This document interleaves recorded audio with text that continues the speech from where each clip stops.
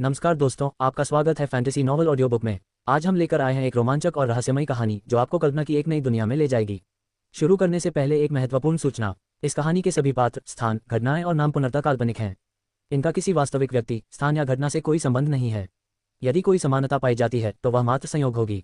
तो बिना किसी देरी के आइए शुरू करते हैं आज की शानदार कहानी। अध्याय 371 मुहर। विशाल दिव्य वन्यभूमि में, ताया दिव्य नगरी में, धुंधली रात के आकाश में चरवाहा लड़का हरे धुएं के एक हल्के से गुबार की तरह दिव्य नगर में उतरा था। भगवान किंग कुई, महान जादूगर जुवान यीन आपसे यथाशीघ्र उपस्थित होने का अनुरोध करते हैं। एक निर्जन जाति का योद्धा, हल्के कवच पहने हुए, चरवाहे लड़के के उतरते ही अभिवादन के रूप में उसके सामने झुक गया। चरवाहे लड़के का असली नाम किंग कुई था। जब वह मानव देशों में घूमता था तो उसने कभी अपना असली नाम इस्तेमाल नहीं किया था, इसलिए मनुष्य उसे केवल चरवाहा लड़का कहकर पुकारते थे। किंग कुई ने सिर हिलाया और ताया दिव्य शहर के केंद्रीय दिव्य टॉवर की ओर चल पड़ा। जब वह केंद्रीय दिव्य टॉवर में प्रवेश कर गया तो किंग कुई सीधे भूमिगत चला गया और केवल तभी रुका जब वह अंततः तलवार और कृपान के मकबरों तक पहुंचा। अब तलवार और कृपान वाले मकबरे बिल्कुल अलग दिख रहे थे। अगर ताया दिव्य नगर का नगर प्रमुख यहाँ होता तो वह कारण आश्चर्यचकित रह जाता। ताया दिव्य साम्राज्य ने तलवार और कृपान की कब्रों को ताया दिव्य नगर की नींव के रूप में इस्तेमाल किया था। उन्होंने कई वर्षों तक इस दिव्य नगर का उपयोग किया, लेकिन हर पीढ़ी के नगर प्रमुख को कभी पता नहीं चला कि तलवार और कृपान की कब्रों में इतना बड़ा रहस्य छिपा हुआ है। अब दोनों मकबरे खोल दिए गए थे। तलवार और कृपान की कब्रों के नीचे एक विशाल काला स्थानिक आयाम प्रकट हुआ था। यह स्थान अनंत गहराई वाली खाई की ओर जाता प्रतीत होता था। उस गहरी खाई की सतह पर एक हल्का बैंगनी रंग का भंवर धीरे धीरे घूम रहा था। किंग कुई गंभीर भाव से भंवर के सामने खड़ी थी। क्या आपको कुछ देर आराम करने की जरूरत है? आपकी हालत ठीक नहीं है। इसी क्षण आड़ू के पेड़ की लकड़ी से बनी छड़ी लिए एक बूढ़ी औरत उसके पीछे प्रकट हुई। जुवान यीन, आपने बहुत मेहनत की है। मेरे अनुपस्थित रहने के दिनों में आपने इस जगह की देखभाल की है। चरवाहे लड़के ने बूढ़ी औरत से कहा, मुझे आराम करने की जरूरत नहीं है। लौटते समय मैंने कुछ दवा ली थी। मेरे जख्म लगभग ठीक हो गए हैं और मैंने अपने शरीर में मृत्यु की दिव्य क्रांति को एक बार फिर दबा दिया है। किंग कुई, बुढ़िया ने सिर हिलाया। इस बार तुम अकेले ही ताया के अंदरूनी इलाके में गए और शेंतु कबीले से अकेले ही लड़े। ये बहुत जोखिम भरा था। अगर तुम्हें कुछ हो गया तो हमारी योजनाओं पर इसका बहुत बुरा असर पड़ेगा। मुझे इस बात की जानकारी है। चरवाहे लड़के ने सीधे साधे शब्दों में जवाब दिया, क्योंकि वह इस मामले को बेवजह बड़ा चढ़ाकर पेश नहीं करना चाहता था। चलिए शुरू करते हैं। अच्छा। जैसे ही महान जादूगरनी जुवान यीन ने ये कहा, वह चरवाहे लड़के के सामने खड़ी हो गई। वे हवा में मंडरा रहे थे और उनके पैरों के नीचे तलवार और कृपान की कब्रों के नीचे काला भंवर था। ... उस रात दिव्य वन्यभूमि में विशाल भूभाग पर एक दिव्य बैंगनी किरण आकाश में उठी। ये दिव्य बैंगनी किरण एक विशाल दिव्य तलवार की तरह थी जो 9 स्वर्गों को चीरने के लिए ऊपर की ओर उठी। ये दिव्य किरण कई घंटों से अधिक समय तक बनी रही और इसने 50,000 किलोमीटर के दायरे वाले क्षेत्र को रोशन कर दिया। यहाँ तक कि दिव्य राज्य की सीमा पर स्थित सुदूर ताया दिव्य राज्य में रहने वाले लोग भी आकाश में उठती हुई इस दिव्य किरण को देख सकते थे। ये किरण स्वर्ग और पृथ्वी को जोड़ती हुई 9 स्वर्गों के दिव्य लोक तक पहुंचने का मार्ग प्रशस्त करती थी। पूर्व दिशा से सूर्य के उदय होने पर ही दिव्य किरण धीरे धीरे क्षीण होने लगी और फिर पूरी तरह से गायब हो गई। दिव्य किरण के गायब होने के बाद अनंत मात्रा में बैंगनी बादल एकत्रित हो गए। बैंगनी बादलों की संख्या लगातार बढ़ती जा रही थी। अंत में पूरा दिव्य वन क्षेत्र बादलों से ढक गया। ताया दिव्य साम्राज्य की सीमा में लोग इस तरह की घटना को देखकर स्तब्ध रह गए और उनकी बोलती बंद हो गई। बैंगनी बादलों की अनंत मात्रा ने 50,000 किलोमीटर के दायरे को ढक लिया, जिससे आकाश और पृथ्वी पूरी तरह से ढक गई। यह एक बेहद शानदार दृश्य था। बैंगनी बादलों का जन्म, ये फिर से बैंगनी बादलों का जन्म है। ताया दिव्य साम्राज्य के एक सीमावर्ती शहर में ड्रैगन का चोला पहने एक बूढ़ा व्यक्ति इस दृश्य को देखकर मिश्रित भावनाओं से भर गया। उसने जो ड्रैगन का चोला पहना था वह काले सोने के धागों से बना था, जिस पर 9 सुनहरे ड्रैगन की कढ़ाई की गई थी।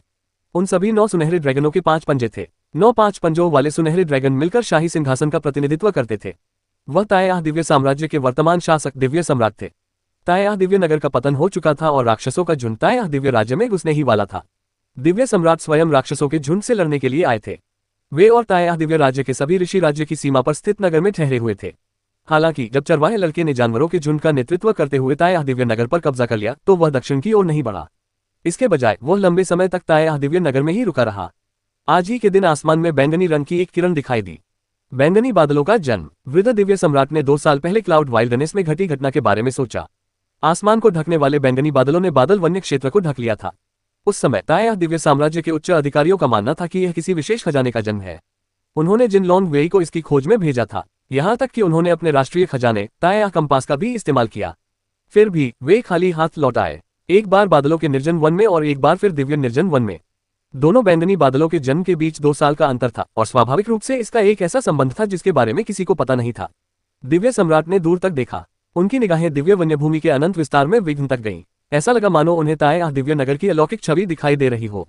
Purple clouds birth. इसका संबंध डेसोलेट जाति से है। 2 साल पहले जब मैंने पहली बार पर्पल क्लाउड्स बर्फ देखा था, तब मैंने कभी सोचा भी नहीं था कि यह उन्हीं की वजह से होगा। ये तो एक बड़ा मजाक है कि मैंने सोचा कि क्लाउड वाइल्डनेस में कोई खास खजाना प्रकट हुआ है और मैंने उसे खोजने के लिए सेना भी तैनात कर दी। अंत में, हाय, वृद्ध दिव्य सम्राट ने एक लंबी आह भरी और अपना सिर हिलाते रहे। उन्हें ताया दिव्य राज्य के भाग्य में निर्जीवता का आभास हो रहा था। क्या इतने लंबे समय से चली आ रही ये दिव्य रियासत अंततः उनके हाथों में आ जाएगी? दिव्य वन्यभूमि में बैंगनी बादलों का जन्म हुआ। दूर बादल वन्यभूमि में ये यून अकेली थी। दिव्य वन्यभूमि बहुत दूर थी, इसलिए उसे इस बात का कोई अंदाजा नहीं था कि वहां क्या हो रहा था। वह फिलहाल अपने भविष्य की योजना बना रहा था। वह ताया दिव्य साम्राज्य को छोड़ना चाहता था। ताया दिव्य साम्राज्य के उत्तर में दिव्य वन्यभूमि थी, पूर्व में बादल वन्यभूमि थी, पश्चिम में यून लॉन्ग दिव्य साम्राज्य था और दक्षिण में 10 दक्षिणी देश थे। ये यून इस समय ताया दिव्य साम्राज्य के पूर्व में स्थित बादल वन्य क्षेत्र में था।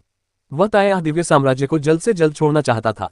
उसके पास बादल वन्य क्षेत्र की गहराई में जाने के अलावा कोई चारा नहीं था, क्योंकि अगर शिंतु नानतिया ने किसी भी तरीके से उसे ढूंढ लिया तो उसकी निश्चित रूप से मृत्यु हो जाएगी। दिव्य वन्यभूमि की तुलना में बादल वन्यभूमि शायद उतनी विशाल न हो, लेकिन बादल वन्यभूमि की गहरी गहराइयों में लगभग कोई नहीं था। ये यून को नहीं पता था कि अगर वह क्लाउड वाइल्डनेस में और गहराई तक जाता रहा तो उसका सामना किससे होगा, और अगर वह सचमुच क्लाउड वाइल्डनेस को पार कर लेता तो दूसरी तरफ उसे कैसा दृश्य देखने को मिलता। क्या वहां अन्य मानव राष्ट्र होंगे? यदि हाँ, तो क्या वे राष्ट्र ताया दिव्य साम्राज्य से अधिक शक्तिशाली होंगे या कमजोर? ये रास्ता निश्चित रूप से खतरों से भरा होगा। ये यून को क्लाउड वाइल्डनेस की विशालता का भी अंदाजा नहीं था। इसमें उसे शायद 1 साल लग जाए, लेकिन यह उसके लिए एक प्रशिक्षण अनुभव भी होगा। उसे अपनी ताकत तेजी से बढ़ानी थी। उसे शक्ति चाहिए थी। चरवाहे लड़के ने कहा था कि मनुष्य और निर्जन प्राणियों के मार्ग अलग अलग होते हैं। यदि उसके पास पूर्ण शक्ति होती तो वह स्वयं नियम बना सकता था। तो क्या हुआ यदि मनुष्य और निर्जन प्राणियों के मार्ग अलग अलग थे?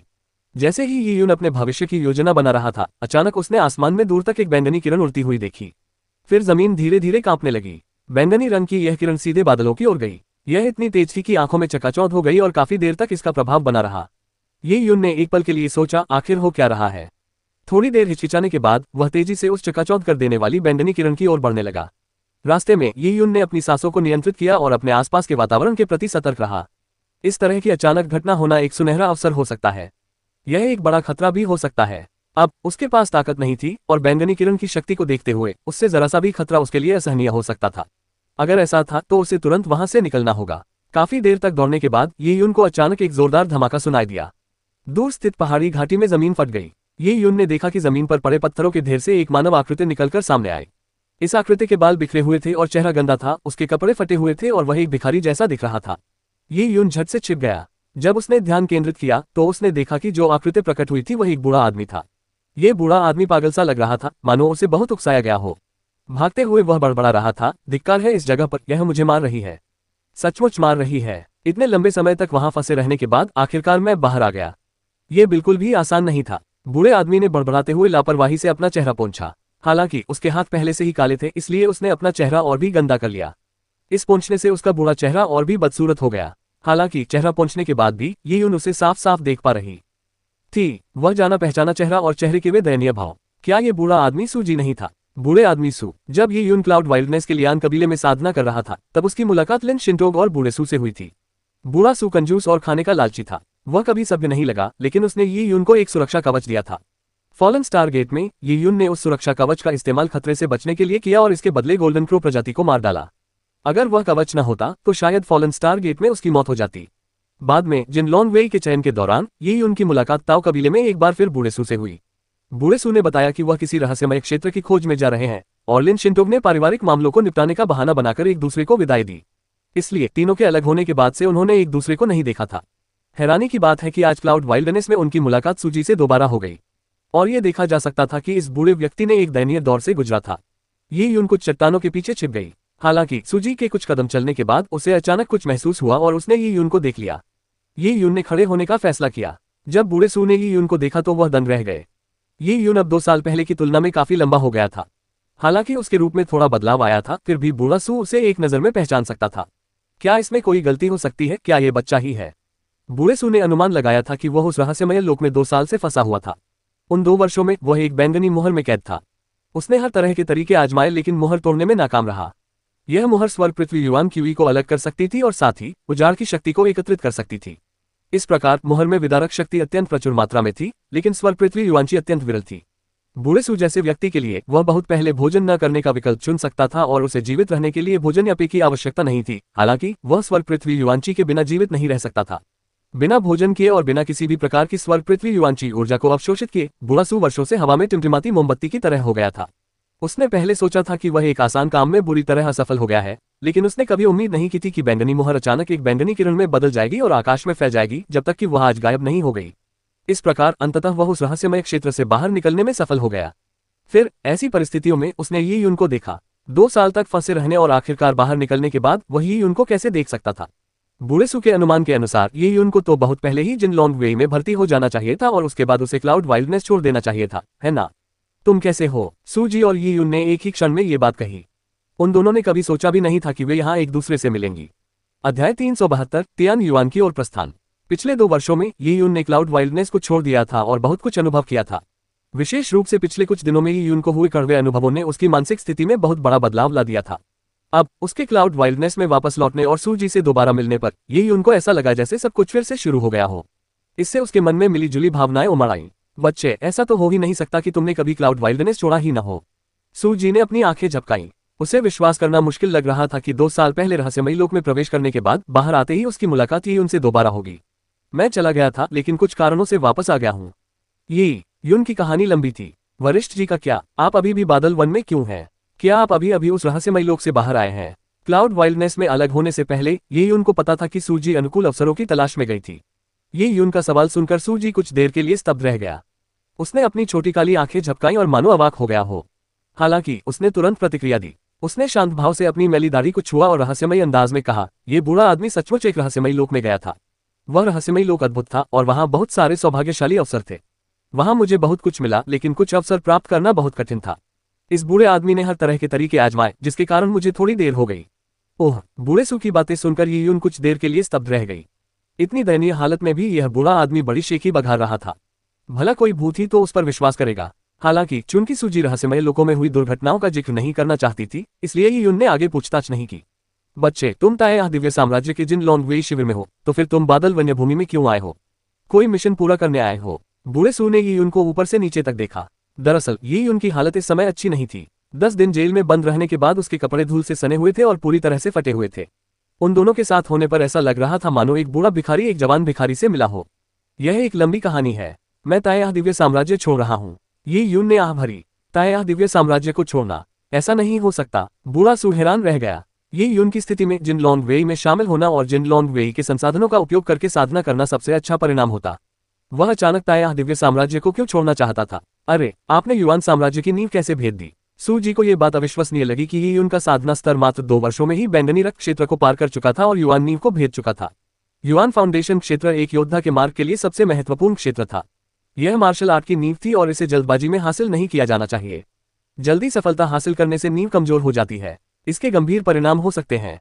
सू जी ने यी यून को सलाह दी। वह कुछ और कहने ही वाला था कि अचानक गूक की आवाज सुनाई दी। सू जी के पेट से आवाज आ रही थी। सू जी को देखते हुए यी यून कुछ देर तक अवाक रह गया। उसे यह जानकर आश्चर्य हुआ कि सू जी जैसा विशेषज्ञ इतना भूखा हो सकता है कि उसके पेट में गुड़गुड़ाहट होने लगे। सू जी का चेहरा लाल हो गया। ये सब उस रहस्यमयी लोक की वजह से था। इतने लंबे समय तक फंसे रहने और स्वर्ग पृथ्वी युआंची के अलग थलग होने के बाद एक योद्धा का साधना स्तर कितना भी ऊंचा क्यों न हो, उसे जीवन बनाए रखने के लिए ऊर्जा की आवश्यकता होती है। उस रहस्यमयी लोक में सूजी की ऊर्जा लगातार कम होती जा रही थी। ऐसे में उसके पास खाने पीने की जरूरत से बचने का कोई उपाय नहीं था और सूजी मूल रूप से खाने का शौकीन था। पिछले 2 वर्षों में उसकी भूख बहुत बढ़ गई थी। रहस्यमय लोक में उसने फैसला किया था कि अगर वह बाहर निकलने में कामयाब हो जाता है तो सबसे पहले वह एक शानदार दावत खाएगा। अब बूढ़े सू को जो कुछ भी दिखाई दे रहा था वह भुने हुए मांस जैसा लग रहा था। उसने अपना पेट सहलाया और सूखी खांसी करते हुए कहा, रहस्यमय क्षेत्र खतरों से भरा था और वहां ऊर्जा की कमी थी। इस बूढ़े ने अपनी बहुत सारी ऊर्जा खर्च कर दी है और उसके सारे अमृत भी खत्म हो गए हैं, इसलिए मुझे थोड़ी भूख लग रही है। उद्धरण चिन्ह। ये यून को यह हास्यास्पद लगा, लेकिन उसने बूढ़े आदमी की पोल खोलने की इच्छा को दबा लिया। उसने लकड़ियां इकट्ठा करना और आग जलाना शुरू कर दिया। 30 मिनट बाद आग भड़क उठी और जलती हुई लकड़ी से चटकने की आवाज सुनाई देने लगी।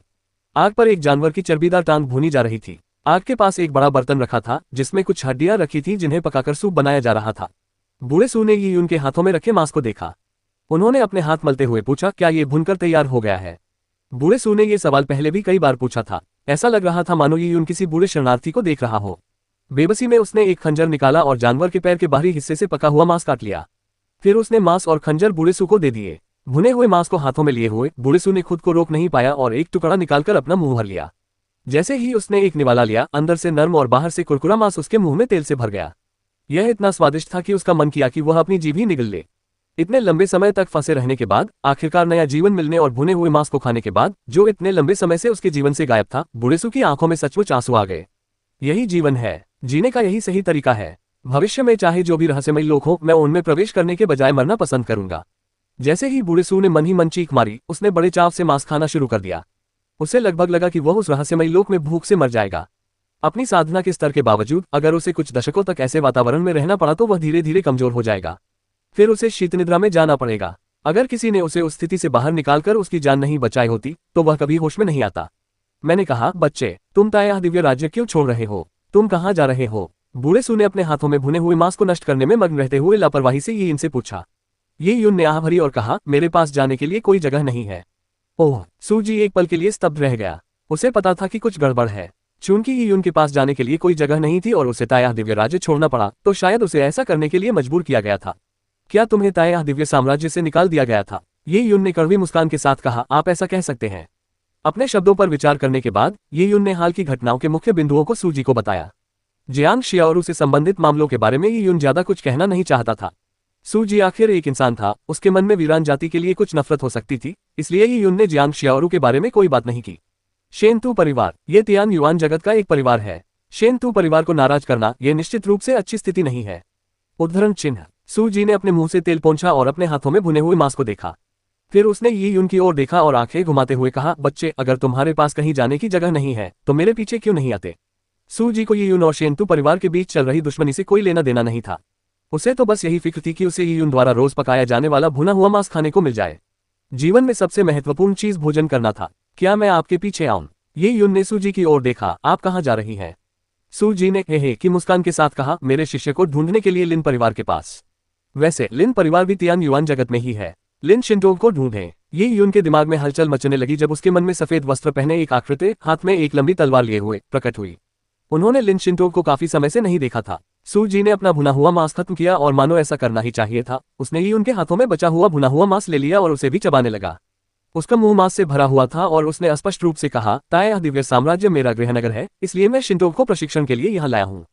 शिंटोग का परिवार वास्तव में तियान युआन लोक में है। जिसे तुम तियान युआन जगत कहते हो वह पश्चिमी क्षेत्र है और वास्तव में वह मानव जाति का केंद्रीय भूभाग है। वहाँ हर तरह के शक्तिशाली परिवार और अनेक विशेषज्ञ एकत्रित हैं। इसकी तुलना में ये जगह तो पूर्व में एक दूरस्थ स्थान मात्र है। कैसा रहेगा बच्चे? क्या तुम मेरे साथ तियान युआन जगत में अपने ज्ञान का विस्तार करना चाहोगे? सूजी के शब्द ये यून के लिए आकर्षक थे। तियान युआन जगत मानव जाति की केंद्रीय भूमि, अधिक विशेषज्ञों के होने से वहां उसके लिए अधिक अवसर होंगे। यदि वह तियान युआन जगत में जाता तो उसका विकास और भी तेज होता और उसके क्षितिज का विस्तार होता। बेशक वह शेनतू परिवार के करीब होगा, अंततः उसका उनसे टकराव होगा। इतनी विशालकाय शक्ति के सामने ये यून की ताकत अतुलनीय थी। हालांकि उसने अपने भीतर लड़ने की भावना को धीरे धीरे जागृत होते हुए महसूस किया। उसने शेनतू नानतियान को जान से मारने और उससे 10 गुना अधिक कीमत वसूलने की कसम खाई थी। तियान युआन की दुनिया उसके लिए एक अवसर होगी और साथ ही एक बहुत बड़ी चुनौती भी।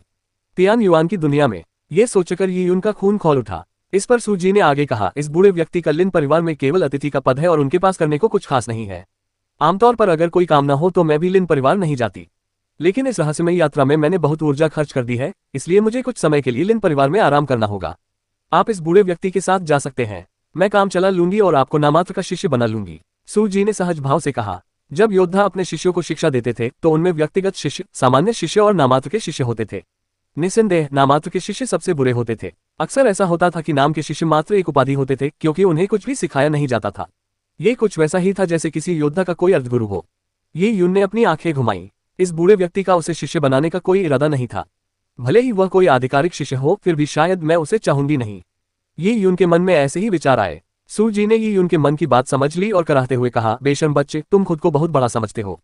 तियान युआन जगत में मैं एक प्रसिद्ध निर्जन स्वर्ग गुरु हूँ। विभिन्न कुलों के अनगिनत युवा गुरु मेरे नाम के शिष्य बनना चाहते हैं। तुम्हें खुश होना चाहिए कि मैं तुम्हें शिष्य के रूप में स्वीकार कर रहा हूँ। ये यून को अपना अर्थ शिष्य बनाना सूजी का अचानक आया एक विचार था। अगर वह ऐसे शिष्य को अपना लेता तो उसे रोजाना तरह तरह के स्वादिष्ट भोजन खाने को मिलते। क्या यह अच्छा सौदा नहीं होता? ये यून को वीरान स्वर्ग की तकनीक सिखाने के बारे में सूजी ने कभी सोचा भी नहीं था। आखिर वीरान स्वर्ग की तकनीक सीखना बहुत कठिन था। इसके लिए जरूरी प्रतिभा रखने वाले लोग 10 लाख में एक से भी कम थे। अध्याय 373 तियान युआन जगत। ये यून को नामात्र का शिष्य बनाने के बाद सूजी तुरंत तियान युआन लोक की ओर नहीं दौड़ा, बल्कि उसने क्लाउड वाइल्डनेस में खोजबीन शुरू की। वह उन लोगों को खोजना चाहता था जो पहले उसके साथ रहस्यमयी लोक में प्रवेश कर चुके थे। हालांकि वे लोग गायब हो चुके थे। इससे सूजी ने आह भरी। उन लोगों में मार्क्विस वेन्यून, ली वेन्यून भी थे, जो उनके पुराने दोस्त थे। वह और ली वेन्यून ने साथ मिलकर तियान युआन जगत की यात्रा की और अनेक रहस्यमय लोकों का अन्वेषण किया, जिसके परिणामस्वरूप ली वेन्यून को तियान युआन जगत में मार्क्विस की उपाधि प्राप्त हुई। वहीं सूजी को तियान युआन जगत के कई बड़े गुटों में अतिथि निर्जन स्वर्ग स्वामी बनाया गया था। दोनों ही काफी सफल रहे और मार्क्विस वेन्यून के घायल होने और वृद्धावस्था के कारण वे सेवानिवृत्ति के लिए ताए दिव्य साम्राज्य लौट आए थे। परिणामस्वरूप 2 वर्ष पूर्व बैंगनी बादलों के जन्म तक वे कई 100 वर्षों तक एक दूसरे से नहीं मिले थे। मार्क्विस वेन्यून ने तब सूजी को रहस्यमय क्षेत्र का अन्वेषण करने के लिए आमंत्रित किया था, लेकिन किसने सोचा होगा कि यह रहस्यमय क्षेत्र एक निषिद्ध भूमि थी। सूजी ने अनुमान लगाया कि यह प्राचीन मोहरों वाली भूमि थी, लेकिन इसके भीतर क्या मोहर बंद था इसका उसे कोई अंदाजा नहीं था। सूजी के रहस्यमय लोक में प्रवेश करने के बाद वह जल्द ही अपने पुराने दोस्त से अलग हो गया। बाद में वह बैंगनी मोहर में फंस गया और बड़ी मुश्किल से बच निकला। उसके दोस्त जीवित हैं या नहीं, इस बारे में सूजी को जानने का कोई तरीका नहीं था। अब चलें, सूजी ने आह भरी। जब किसी की साधना का स्तर उसके जैसे स्तर तक पहुंच जाता है, हजारों वर्षों के जीवन के बाद, तो जीवन और मृत्यु अब उतना बड़ा मुद्दा नहीं रह जाता। ये यून चुप रहा। इस समय उसे समझ नहीं आ रहा था कि क्या कहे। सूजी ने अपने अंतरस्थानिक छल्ले से एक हवाई यान निकाला। सरनी को सक्रिय करते ही हवाई यान आकाश में उड़ गया। फिर वे तियान युआन की ओर उड़ गए, और हालांकि रास्ते में कई लंबी दूरी के टेलीपोर्टेशन एरे थे, फिर भी उन्हें वहां पहुंचने में कई महीने लग जाएंगे। रास्ते में सूजी रुक रुक कर रुकता था। हर बार रुकने पर उसे बहुत कुछ सीखने को मिलता था। कल रात ताए दिव्य साम्राज्य, युनलोंग दिव्य साम्राज्य और आसपास के छोटे देशों में कई स्थान ऐसे थे जहां बैंगनी किरणें आकाश में उठी थीं, और उन किरणों के बीच दिव्य वन्य भूमि की बैंगनी किरण सबसे भयावह थी। यह आकाश की ओर जाने वाले मार्ग की तरह दिखती थी और अपने चारों ओर की दुनिया को रोशन करती थी। यह विशेष रूप से आश्चर्यजनक थी। बैंगनी किरण के बाद दिव्य वन्य भूमि में बैंगनी बादलों का जन्म हुआ। इसका क्षेत्रफल उस समय बादल वन्य भूमि में हुए बैंगनी बादलों के जन्म से कहीं अधिक विस्तृत था। इस प्रकार सूजी को भी यह समझ में आया कि जिस रहस्यमय क्षेत्र में वह उस समय प्रवेश कर चुका था, उसका संबंध पिछली रात देखी गई घटना से था। क्लाउड वाइल्डनेस में ही नहीं, बल्कि कई अन्य स्थानों पर भी रहस्यमय लोक मौजूद थे, और ये सभी रहस्यमय लोक एक दूसरे से जुड़े हुए थे। वीरान जाति ने ताया दिव्य नगरी में कुछ अज्ञात कार्य किया था, जिसके कारण ये घटना घटित हुई। यहाँ तक कि लाखों मील दूर स्थित कई रहस्यमय लोग भी सक्रिय हो गए थे और दूर से प्रतिक्रिया दे रहे थे, और यही उस बैंगनी किरण का कारण भी था जो सूजी को जकड़े हुए रहस्यमय लोक से आकाश की ओर उठी थी। जैसे ही बैंगनी मोहर गायब हुई, वह मुक्त हो गया। चरवाहे लड़के ने चुप्रांत शहर में यीयून को बचाया और फिर उसे बादल वन में छोड़ दिया। उसके बाद वह घटना से संबंधित तैयारियों के लिए ताए दिव्य शहर की ओर रवाना हो गया। इस घटना को सक्रिय करने से सूजी मुक्त हो गई और उसकी मुलाकात यीयून से हुई, जो क्लाउड वाइल्डनेस में ही थी और बैंगनी किरण द्वारा वहां आकर्षित हुई थी। ये सभी घटनाएं महज संयोग होने की संभावना और असंभावना दोनों ही प्रतीत होती हैं। ... हवाई यान तेजी से आगे बढ़ रहा था और यीयून चुपचाप यान की खिड़की के पास खड़ी थी। यान विशाल वनभूमियों और जंगलों को पार करते हुए समुद्र के ऊपर पहुंच गया। यीयून ने अपने पिछले जन्म में स्वाभाविक रूप से समुद्र देखा था। हालांकि यीयून ने जो समुद्र देखा था वह इस दुनिया में देखे गए समुद्र से बिल्कुल अलग था। उनके पिछले जीवन में समुद्र में अक्सर तूफान आते थे, हवा न भी चले, लहरें हमेशा उठती रहती थीं, लेकिन यह समुद्र बिल्कुल अलग था। यह बहुत शांत था। यहाँ एक छोटी सी लहर भी नहीं थी। इस समुद्र की शांति ने इसे रहस्यमय बना दिया था। और समुद्र का पानी हल्के लाल रंग का था। यह पानी में मिले खून के रंग जैसा था, जो काफी चौंकाने वाला था। इस सागर को अपारगम्य सागर कहा जाता है, सूजी ने यीयून के पीछे से कहा। इसे अपारगम्य सागर इसलिए कहा जाता है क्योंकि इसे आज तक कोई पार नहीं कर पाया है। हालांकि हम अभी इसके ऊपर से उड़ रहे हैं, लेकिन जो हम देख रहे हैं वह दिव्य वन्यभूमि और तियान युआन लोक के बीच की जलमरुमध्य का एक छोटा सा हिस्सा मात्र है। उत्तर की ओर जाने पर यह वास्तव में एक अगम्य सागर होगा। ये सागर असीम है, जिसका कोई अंत नहीं है। ये बिल्कुल शांत है और इसमें समुद्री जीवन न के बराबर है। इस अगम्य सागर की गहराई में कुछ विकृत निर्जन जीव छिपे हुए हैं। इन निर्जन जीवों की श्रेणी का अनुमान लगाना कठिन है। अगर मैं भी इस अगम्य सागर की गहराई में प्रवेश कर जाऊं, तो भी मुझे ये बहुत खतरनाक लगेगा। पहले मानव जाति के एक महान सम्राट ने इस रहस्य को सुझाने के लिए अगम्य सागर को पार करने का प्रयास किया था। हालांकि 7 से 8 वर्षों तक उड़ान भरने के दौरान उनकी स्वर्ग पृथ्वी युवांची शक्ति कम होती गई। स्वर्ग पृथ्वी युवांची शक्ति के बिना एक महान सम्राट भी धीरे धीरे कमजोर हो जाता है। अंततः उनके पास बीच रास्ते से लौटने के अलावा कोई विकल्प नहीं बचा था। सूजी ने जब अगम्य सागर की किंवदंतियों के बारे में बात की तो उन्होंने आगे कहा, अगम्य सागर के दक्षिण में एक भूपुल है जो दिव्य वन्यभूमि से जुड़ता है। ताया दिव्य साम्राज्य और युनलोंग दिव्य साम्राज्य जैसे देश इसी भूपुल पर स्थित हैं। उद्धरण चिन्ह। जब सूजी ने ये कहा तो यीयून चिंतित हो गया। अब ये स्पष्ट हो गया था कि चरवाहा बालक ताया दिव्य साम्राज्य को नष्ट करके दिव्य वन्यभूमि और तियान युआन जगत को क्यों जोड़ना चाहता था। दिव्य वन्यभूमि की विशालता की कल्पना करना कठिन था। लाखों मील के दायरे में फैला ताया दिव्य साम्राज्य दिव्य वन्यभूमि को तियान युआन जगत से जोड़ने वाले भूपुल का मात्र एक हिस्सा था। रास्ते में सूजी ने यीयून को इस दुनिया से जुड़ी कई अफवाहों के बारे में बताया। तियान युआन दुनिया के बारे में सुनकर यीयून को बहुत बड़ा झटका लगा। तियान युआन जगत को जगत कहा जाता था, न कि तियान युआन महाद्वीप। इसका कारण ये था कि तियान युआन जगत उस क्षेत्र से बहुत अलग था जहां तायाह दिव्य साम्राज्य स्थित था। हालांकि तियान युआन दुनिया और तायाह दिव्य साम्राज्य एक ही दुनिया में स्थित थे और यहाँ तक कि एक विशाल भूमिपुल से जुड़े हुए थे, लेकिन तियान युआन दुनिया और तायाह दिव्य साम्राज्य को नियंत्रित करने वाले प्राकृतिक नियम वास्तव में बहुत अलग थे। तियान युआन जगत की अपनी स्वतंत्र प्रणाली थी। तियान युआन जगत में स्वर्ग पृथ्वी युआनची बहुत सघन होने के साथ साथ बहुत उग्र भी थी। वहां युआनची को नियंत्रित करना आसान नहीं था। तायाह दिव्य साम्राज्य में जो योद्धा 100 फीट दूर तक तलवार की शक्ति से वार कर सकता था, तियान युआन जगत में वह केवल 50 फीट तक ही ऐसा कर पाता था। यही स्थिति बौद्ध में भी थी। यहाँ तक कि स्वर्ग नेत्र खोलने वाले योद्धा भी पाएंगे कि तायाह दिव्य साम्राज्य की तुलना में उनके परिवेश का उनका बोध बहुत सीमित हो गया है। ये इतने अजीब नियम क्यों हैं? ये यून को इस पर विश्वास करना मुश्किल लग रहा था। एक ही दुनिया में इतना बड़ा अंतर कैसे हो सकता है? मुझे नहीं पता, सू जी ने सिर हिलाया। दरअसल तियान युआन जगत शुरू से अस्तित्व में नहीं था, ये बाद में बना। तियान युआन जगत के स्थानिक कालिक पहलू भी अन्य स्थानों की तुलना में कहीं अधिक शक्तिशाली हैं। उग्र युआनची भी कहीं अधिक मूल्यवान खजानों को जन्म देती है। वहां का वातावरण एक उच्च कोटि की दुनिया के समान है। तियान युआन लोक में साधना करने वाले योद्धाओं को लंबे समय तक स्वर्ग पृथ्वी युआनची के दबाव का सामना करना पड़ता है। वहां बेहतर संसाधन और कहीं अधिक समृद्ध विरासतें हैं, इसीलिए तियान युआन लोक मानव योद्धाओं का केंद्र है। वहां अनेक विशेषज्ञ हैं जिनकी तुलना अन्य लोकों से नहीं की जा सकती। तायाह दिव्य साम्राज्य जैसे भूभाग में एक बार जब कोई परिवार या कुल पर्याप्त रूप से शक्तिशाली हो जाता है तो वे एक देश की स्थापना कर सकते हैं, खुद को एक शाही परिवार घोषित कर सकते हैं और अपने क्षेत्रों पर शासन कर सकते हैं। हालांकि तियान युआन की दुनिया में ऐसा नहीं हो सकता। तियान युआन साम्राज्य में कोई देश नहीं है क्योंकि यहाँ बहुत सारे शक्तिशाली पारिवारिक वंश हैं। उदाहरण के लिए शेनतू जैसे शक्तिशाली पारिवारिक वंश भी केवल एक छोटे से क्षेत्र पर ही कब्जा कर सकते हैं। बड़े गुटों के बीच प्रतिस्पर्धा तीव्र है, इसलिए तियान युआन युग में हमें कई पारिवारिक कुलों वाली स्थिति देखने को मिलती है। इनमें से कई पारिवारिक कुल अपने हितों के लिए आपस में प्रतिस्पर्धा करते हैं, लेकिन वे विवाह के माध्यम से गठबंधन भी बना सकते हैं। इस तरह से विभाजन करने पर जहां कुछ जीवित रहेंगे और कुछ मर जाएंगे, एक नया वंश जन्म लेगा जबकि एक पुराना वंश नष्ट हो जाएगा। कुछ महाशक्तिशाली वंश इन लड़ाइयों में बने रहने में सक्षम होंगे। उनकी विरासतें अत्यंत समृद्ध हैं, फिर भी ऐसा वंश भी एक देश स्थापित करने में सक्षम नहीं है। एक बार जब आप एक देश स्थापित कर लेते हैं और तियान युआन युग में स्वयं को सम्राट बनाने का प्रयास करते हैं तो संभवतः अन्य वंश आप पर हमला कर देंगे। सू जी के स्पष्टीकरण से ये यून को अंततः ज्ञान प्राप्त हुआ। तो यही कारण था, यही वजह थी कि जब तियान युआन लोक का जिक्र होता था तो शेनतू परिवार या लिन परिवार आदि का नाम लिया जाता था। किसी परिवार का नाम स्वाभाविक रूप से तायाह दिव्य साम्राज्य से कमजोर प्रतीत होता है। हालांकि शक्ति के मामले में ये पारिवारिक कबीले तायाह दिव्य साम्राज्य से कहीं आगे थे। बच्चे, सू जी ने यून के कंधे पर थपथपाते हुए कहा, लिन परिवार वास्तव में शेनतू परिवार के कबीले के बहुत करीब स्थित है। ये दोनों परिवार पिछले कुछ वर्षों से एक दूसरे के दुश्मन रहे हैं। हालांकि साझा हितों के कारण उन्होंने पहले गठबंधन कर लिया था। अगर तुम लिन परिवार जाओगे तो तुम्हें बहुत मजा आएगा। सू जी ने ये बात आधे मजाक में कही, लेकिन ये यून ये सुनकर अवाक रह गया। तियान युआन जगत में अपनी यात्रा शुरू करने से पहले ही उसके भाग्य में चुनौतियां और कठिनाइयां लिखी थी, लेकिन निश्चित रूप से ये एक अवसर भी था। देखो, समुद्र अब अशांत होने लगा है। हम धीरे धीरे तियान युआन युग की ओर बढ़ रहे हैं। ये यून ने हवाई जहाज की खिड़की से नीचे देखा और पाया कि लाल समुद्री जल में लहरें उठ रही थी जो समुद्र की लहरों जैसी लग रही थी। तियान युआन लोक के नीचे एक विशाल काला भंवर है जिसका नाम देवताओं का अंतिम संस्कार है। ये नाम यूं ही नहीं पड़ा है। अगर कोई देवता सचमुच वहां चला गया तो वह वापस नहीं लौट पाएगा। ईश्वर का दफन रसातल अगम्य सागर की अथाह गहराइयों में स्थित है। ये भंवर अत्यंत भयावह है और गहराई में घोर अंधेरा है। ऐसा लगता है मानो ये किसी दूसरी दुनिया का स्थानिक कालिक द्वार हो। ये लगातार समुद्री जल को निगलता रहता है, लेकिन यह अज्ञात है कि समुद्री जल कहाँ जाता है। इस भंवर की खींचने की शक्ति बहुत ही भयानक है। अगर कोई महान सम्राट इसके बहुत करीब चला जाए तो वह भी इसमें खींच जाएगा। और एक बार जब आप उस अंतहीन खाई में गिर जाते हैं तो वापस लौटने का कोई रास्ता नहीं होता। इसी तरह गॉड बरियल एबिस को अपना नाम मिला। ईश्वर के दफन कुंड में क्या है यह अभी भी अज्ञात है। हमें इस बात का कोई अंदाजा नहीं है कि ईश्वर के दफन कुंड में प्रवेश करने वाले लोग जीवित हैं या मृत। कुछ लोगों का मानना है कि ईश्वर का अंतिम संस्कार गॉड बरियल एबिस कोई मृतकों की भूमि नहीं बल्कि एक ऐसा मार्ग है जहां से वापसी संभव नहीं है। इसे पार करने पर व्यक्ति एक दूसरे समानांतर संसार में प्रवेश कर जाता है।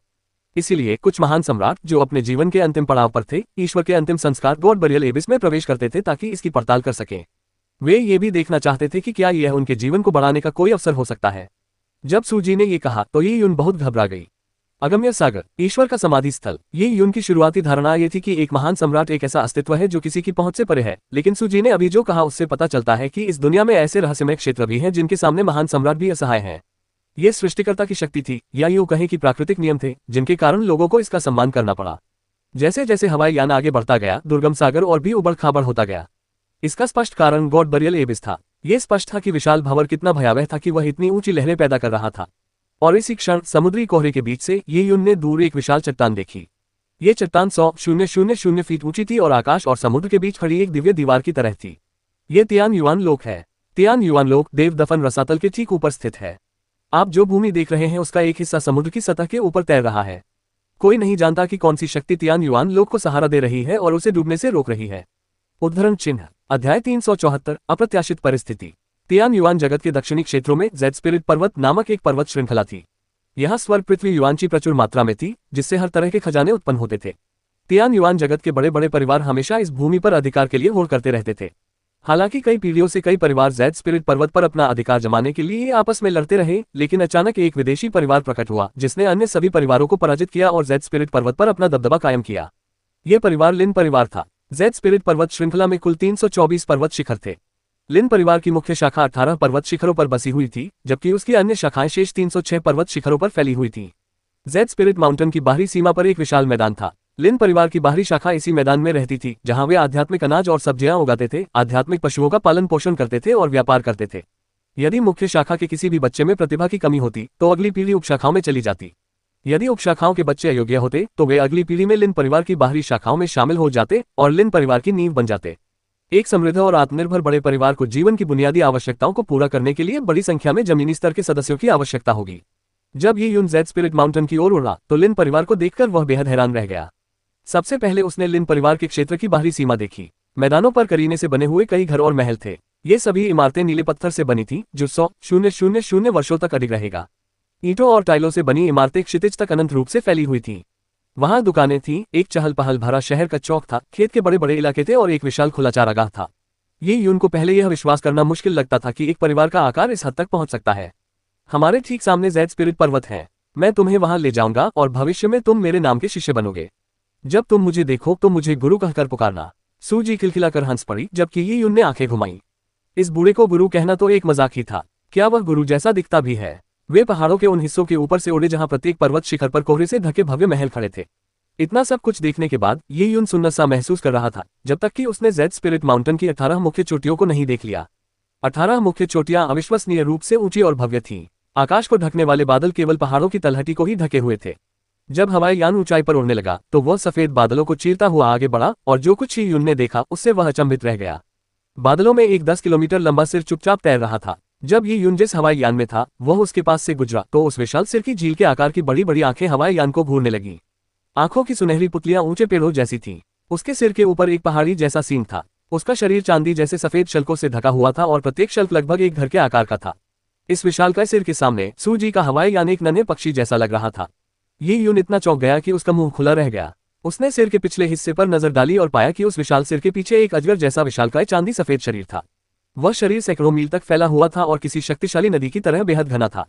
विशालकाय अजगर का शरीर मुख्य पर्वत शिखर के चारों ओर लिपटा हुआ था। 1 लाख फुट ऊंचा ये पर्वत इसके तल से शिखर तक पूरी तरह से लिपटा हुआ था। हाँ, ये तो बहुत बड़ा है ना? ये लिन परिवार का संरक्षक आत्मा पशु है, ड्रैगन रूपांतरित रजत अजगर। आत्मा पशु और निर्जन पशु अलग अलग होते हैं। निर्जन पशु की शक्ति निर्जन की शक्ति से आती है, जबकि आत्मा पशु की शक्ति स्वर्ग पृथ्वी युआनची से आती है। केवल ये संरक्षक आत्मा पशु ही 18 मुख्य शिखरों में से एक पर विराजमान है। किंवदंती के अनुसार एक चांदी का अजगर अजगर में रूपांतरित हो सकता था। पहले उसके सींग उगते, फिर 4 पंजे। इसके बाद चांदी के अजगर पर एक दैवीय आपदा आती और जब वह उससे बच जाता तो वह आकाश में उड़कर एक असली अजगर बन जाता। अब इस चांदी के अजगर के सिर पर एक सींग उग रहा था और यह अजगर में बदलने की राह पर था। बेशक यह अभी भी असली ड्रैगन बनने से बहुत दूर था, फिर भी ये चौंकाने वाला था। लिन परिवार की विरासत वाकई भयावह थी। ये यून ने इससे पहले केवल शेपर्ड बॉय के लोन्गबुई नामक विशालकाय जानवर को ही उसी श्रेणी में देखा था। वह लोन्गबुई विशालकाय सिल्वर पाइथन जितना लंबा नहीं था, लेकिन लोन्गबुई संभवतः सिल्वर पाइथन से अधिक भारी था। ये प्राचीन पारिवारिक वंश वास्तव में असाधारण है। इसमें कोई आश्चर्य नहीं कि जब चरवाहे लड़के की सेना ने हमला किया तो वह शेंतु परिवार को नष्ट करने में सफल नहीं हो सका। उद्धरण चिन्ह सूजी के चुपकर सुनने के बीच यून मन ही मन बातें कर रहा था। वह हंसते हुए बोला, उस युद्ध के बाद शेंतु कुल की प्रतिष्ठा बहुत गिर गई है। पहले शेंतु कुल काफी दबंग था, लेकिन अब जब उनके पूर्वज घायल हो गए हैं तो वे दूसरे कुलों से गठबंधन करने की कोशिश कर रहे हैं। उदाहरण के लिए वे लिन कुल के साथ गठबंधन करना चाहते हैं। ओह, लिन परिवार के साथ गठबंधन बनाओगे? ये यून ने फ्राउनिंग किया। वह ऐसा होते हुए देखना नहीं चाहता था। हाँ, घबराओ मत, ये तो बस उनकी कोरी कल्पना है। हजारों साल पहले लिन परिवार ने शेंतु परिवार के साथ गठबंधन किया था, लेकिन अलग अलग हितों के कारण उनके बीच कई संघर्ष हुए, इसलिए कहा जा सकता है कि वे एक दूसरे के शत्रु हैं। 10 साल पहले राक्षसों के झुंड के हमले के बाद शेंतु परिवार ने लिन परिवार के साथ संघर्ष को सुलझाने की कोशिश शुरू की ताकि गठबंधन बनाया जा सके। अगर आप परिवार के मुखिया होते तो क्या आप सहमत होते? सू जी के व्यंग्यात्मक प्रश्न पर ये यून ने सिर हिलाया। जाहिर है कोई भी इससे सहमत नहीं होगा। जब आप शक्तिशाली थे तब आपने संसाधनों पर कब्जा करने और लिन परिवार को दबाने के लिए जमकर संघर्ष किया। लेकिन अब जब पूर्वज घायल हैं और आपकी साख कमजोर हो गई है तो आप संघर्षों को शांत करना और अपने हितों की रक्षा करना चाहते हैं। भला इस दुनिया में भला भला क्या भला हो सकता है? अगर लिन परिवार शेंतु परिवार के प्रति शत्रुतापूर्ण रवैया रखता तो भी कोई बात नहीं, ये यून कहीं अधिक सुरक्षित होती। हालांकि अगर दोनों पक्ष गठबंधन बना लेते हैं तो ये उनको कहीं और जाने पर विचार करना होगा। हम यहाँ हैं। जैसा कि सूजी ने बताया, हवाई यान जेड स्पिरिट माउंटेन की 18 मुख्य चोटियों में से एक पर उतरा। शिखर पर एक विशाल चौक बना हुआ था जो लगभग 100 एकड़ में फैला हुआ था। चौक पर पीतल की भट्टियां खड़ी थीं। इन भट्टियों में लपटें जल रही थीं, जिनसे सुगंधित खुशबू आ रही थी। इनमें उच्च गुणवत्ता वाली चंदन की लकड़ी जलाई जा रही थी। यह मुख्य चोटी विशेष रूप से लिन परिवार के निर्जन स्वर्ग के स्वामी के उपयोग के लिए है। मेरा घर पहाड़ की तलहटी में है। मूल रूप से शिंटो भी इसी पहाड़ी चोटी पर रहती थी, लेकिन मुझे नहीं पता कि उस लड़की को परिवार ने इतनी जल्दी वापस क्यों बुलाया या किस लिए। उद्धरण चिन्ह। सू जी ने अपनी ठुड्डी पर हाथ फेरा और उसे कुछ अजीब लगा। रास्ते में जब वह लिन परिवार के पास पहुंच रहा था तो उसने लिन शिंटो को अपनी वापसी की सूचना देने के लिए एक ध्वनि संचार मंत्र का प्रयोग किया था। हालांकि कोई प्रतिक्रिया नहीं मिली। ऐसी परिस्थितियां या तो लिन शिंटो के अनुपस्थित रहने या एकांत प्रशिक्षण में होने तक ही सीमित थीं। लिन परिवार में लिन शिंटो का स्थान काफी खास था। हालांकि वह पिछले 1000 वर्षों में लिन परिवार की सबसे प्रतिभाशाली लड़की थी, लेकिन अपनी इन नसों के कारण उसकी आयु 500 वर्ष से अधिक नहीं हो सकती थी। साथ ही उसकी साधना का स्तर जितना ऊंचा होता उसकी सफलता की राह उतनी ही कठिन होती जाती। वे इसके बारे में कुछ भी नहीं कर सकते थे। लिन शिंटो बहुत ही परिपूर्ण थी और स्वर्ग को उससे ईर्ष्या थी, इसलिए यह नियति थी कि स्वर्ग उससे कुछ छीन लेगा।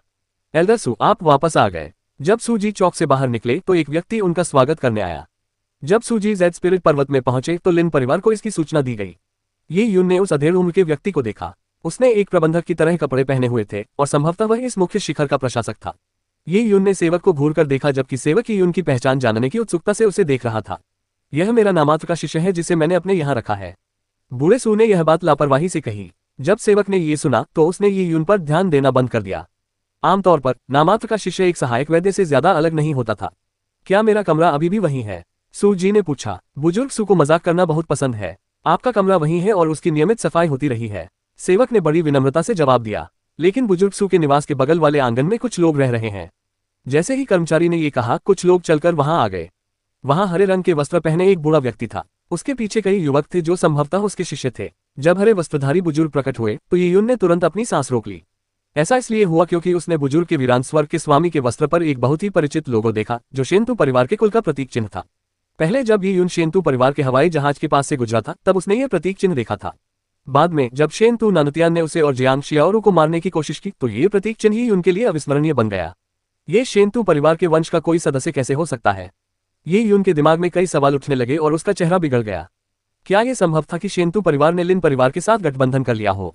अगर ऐसा था तो यह उनके लिए बेहद बुरी खबर थी, और अगर यह सच था तो उसे तुरंत लिन परिवार को छोड़ना होगा। शेंतु परिवार के लोगों द्वारा पकड़े जाने से पहले उसे जितनी दूर हो सके भाग जाना होगा।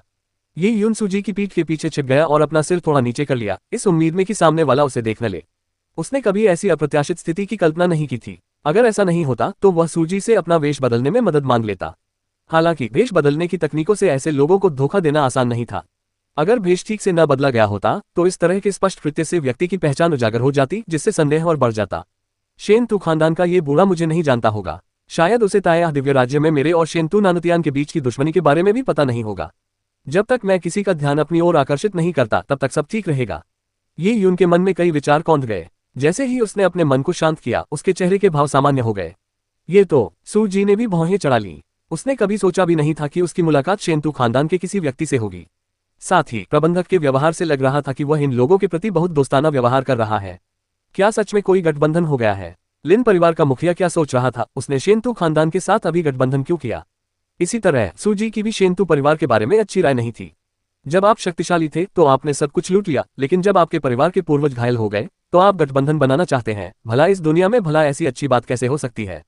एल्डर सू, मुझे परिचय कराने दीजिए। मैं एल्डर शेंतु हूँ, जो लिन परिवार का अतिथि हूँ। शेंतु परिवार के सदस्यों ने वीरान स्वर्ग तकनीक में असाधारण उपलब्धियां हासिल की हैं, और एल्डर शेंतु तो वीरान स्वर्ग तकनीक के और भी बड़े विशेषज्ञ हैं। इसके बाद सेवक ने मुड़कर हरे वस्त्रधारी बुजुर्ग से सू जी का परिचय कराया। ये है एल्डर सू, जो एक शीर्ष निर्जन स्वर्ग गुरु भी हैं। आप दोनों साथ रहकर भविष्य में एक दूसरे से बहुत कुछ सीख सकते हैं। कर्मचारी ने सू जी के रवैये पर स्पष्ट रूप से ध्यान नहीं दिया और उत्सुकता से उसका परिचय कराया। सूजी को शेंतु परिवार पसंद नहीं था और जहां तक एल्डर शेंतु की बात है, उन्हें भी लिन परिवार के निर्जन स्वर्ग के स्वामी के बारे में अच्छी राय नहीं थी। एक ही वंश के लोग शत्रु थे। जब दो शीर्ष निर्जन स्वर्ग के स्वामी एक साथ एकत्रित होते थे तो कोई भी दूसरे को स्वीकार नहीं करता था और प्रतिस्पर्धा की आवश्यकता हमेशा बनी रहती थी। शेंतु परिवार के वंश की निर्जन स्वर्ग तकनीक का स्तर हमेशा लिन परिवार की तुलना में बेहतर था। इससे शेंतु परिवार के निर्जन स्वर्ग के स्वामी में श्रेष्ठता की भावना उत्पन्न हो गई। हालांकि ऐसी स्थिति में तियानयुआन जगत में सूजी की प्रतिष्ठा हरे वस्त्रधारी बुजुर्ग से कहीं अधिक थी, जिसके कारण वह इसे स्वीकार करने को तैयार नहीं थे। इसके अलावा वे परिवार के मुखिया के आदेश पर लिन परिवार में आए थे। अच्छे इरादे दिखाने के अलावा शेंतु परिवार के मुखिया ने यह भी कहा था कि उन्हें शेंतु परिवार की विरासत वीरान स्वर्ग तकनीक का प्रदर्शन करके लिन परिवार को अपनी महानता का विश्वास दिलाना है। इससे उन्हें अपने इच्छित कार्य को करने में बहुत मदद मिलेगी। इसके लिए शेंतु परिवार ने काफी तैयारी कर रखी थी और असफलता का कोई विकल्प ही नहीं था। चाहे व्यक्तिगत मामले हो या आधिकारिक मामले, हरे वस्त्रधारी बुजुर्ग सूजी के साथ प्रतिस्पर्धा करना चाहते थे। हरे वस्त्रधारी बुजुर्ग ने सूजी की ओर एक नजर डाली और कहा, तुम सूजी हो, मैंने तुम्हारे बारे में सुना है। लोगों ने तुम्हें पवित्र हाथों वाली सू उपनाम दिया है। मैं तुमसे हमेशा मिलना चाहता था। हरे वस्त्रधारी बुजुर्ग ने सीधे मुद्दे पर आकर सूजी से जो पहले शब्द कहे, उनसे ही उनके उसे चुनौती देने के इरादे का संकेत मिल गया।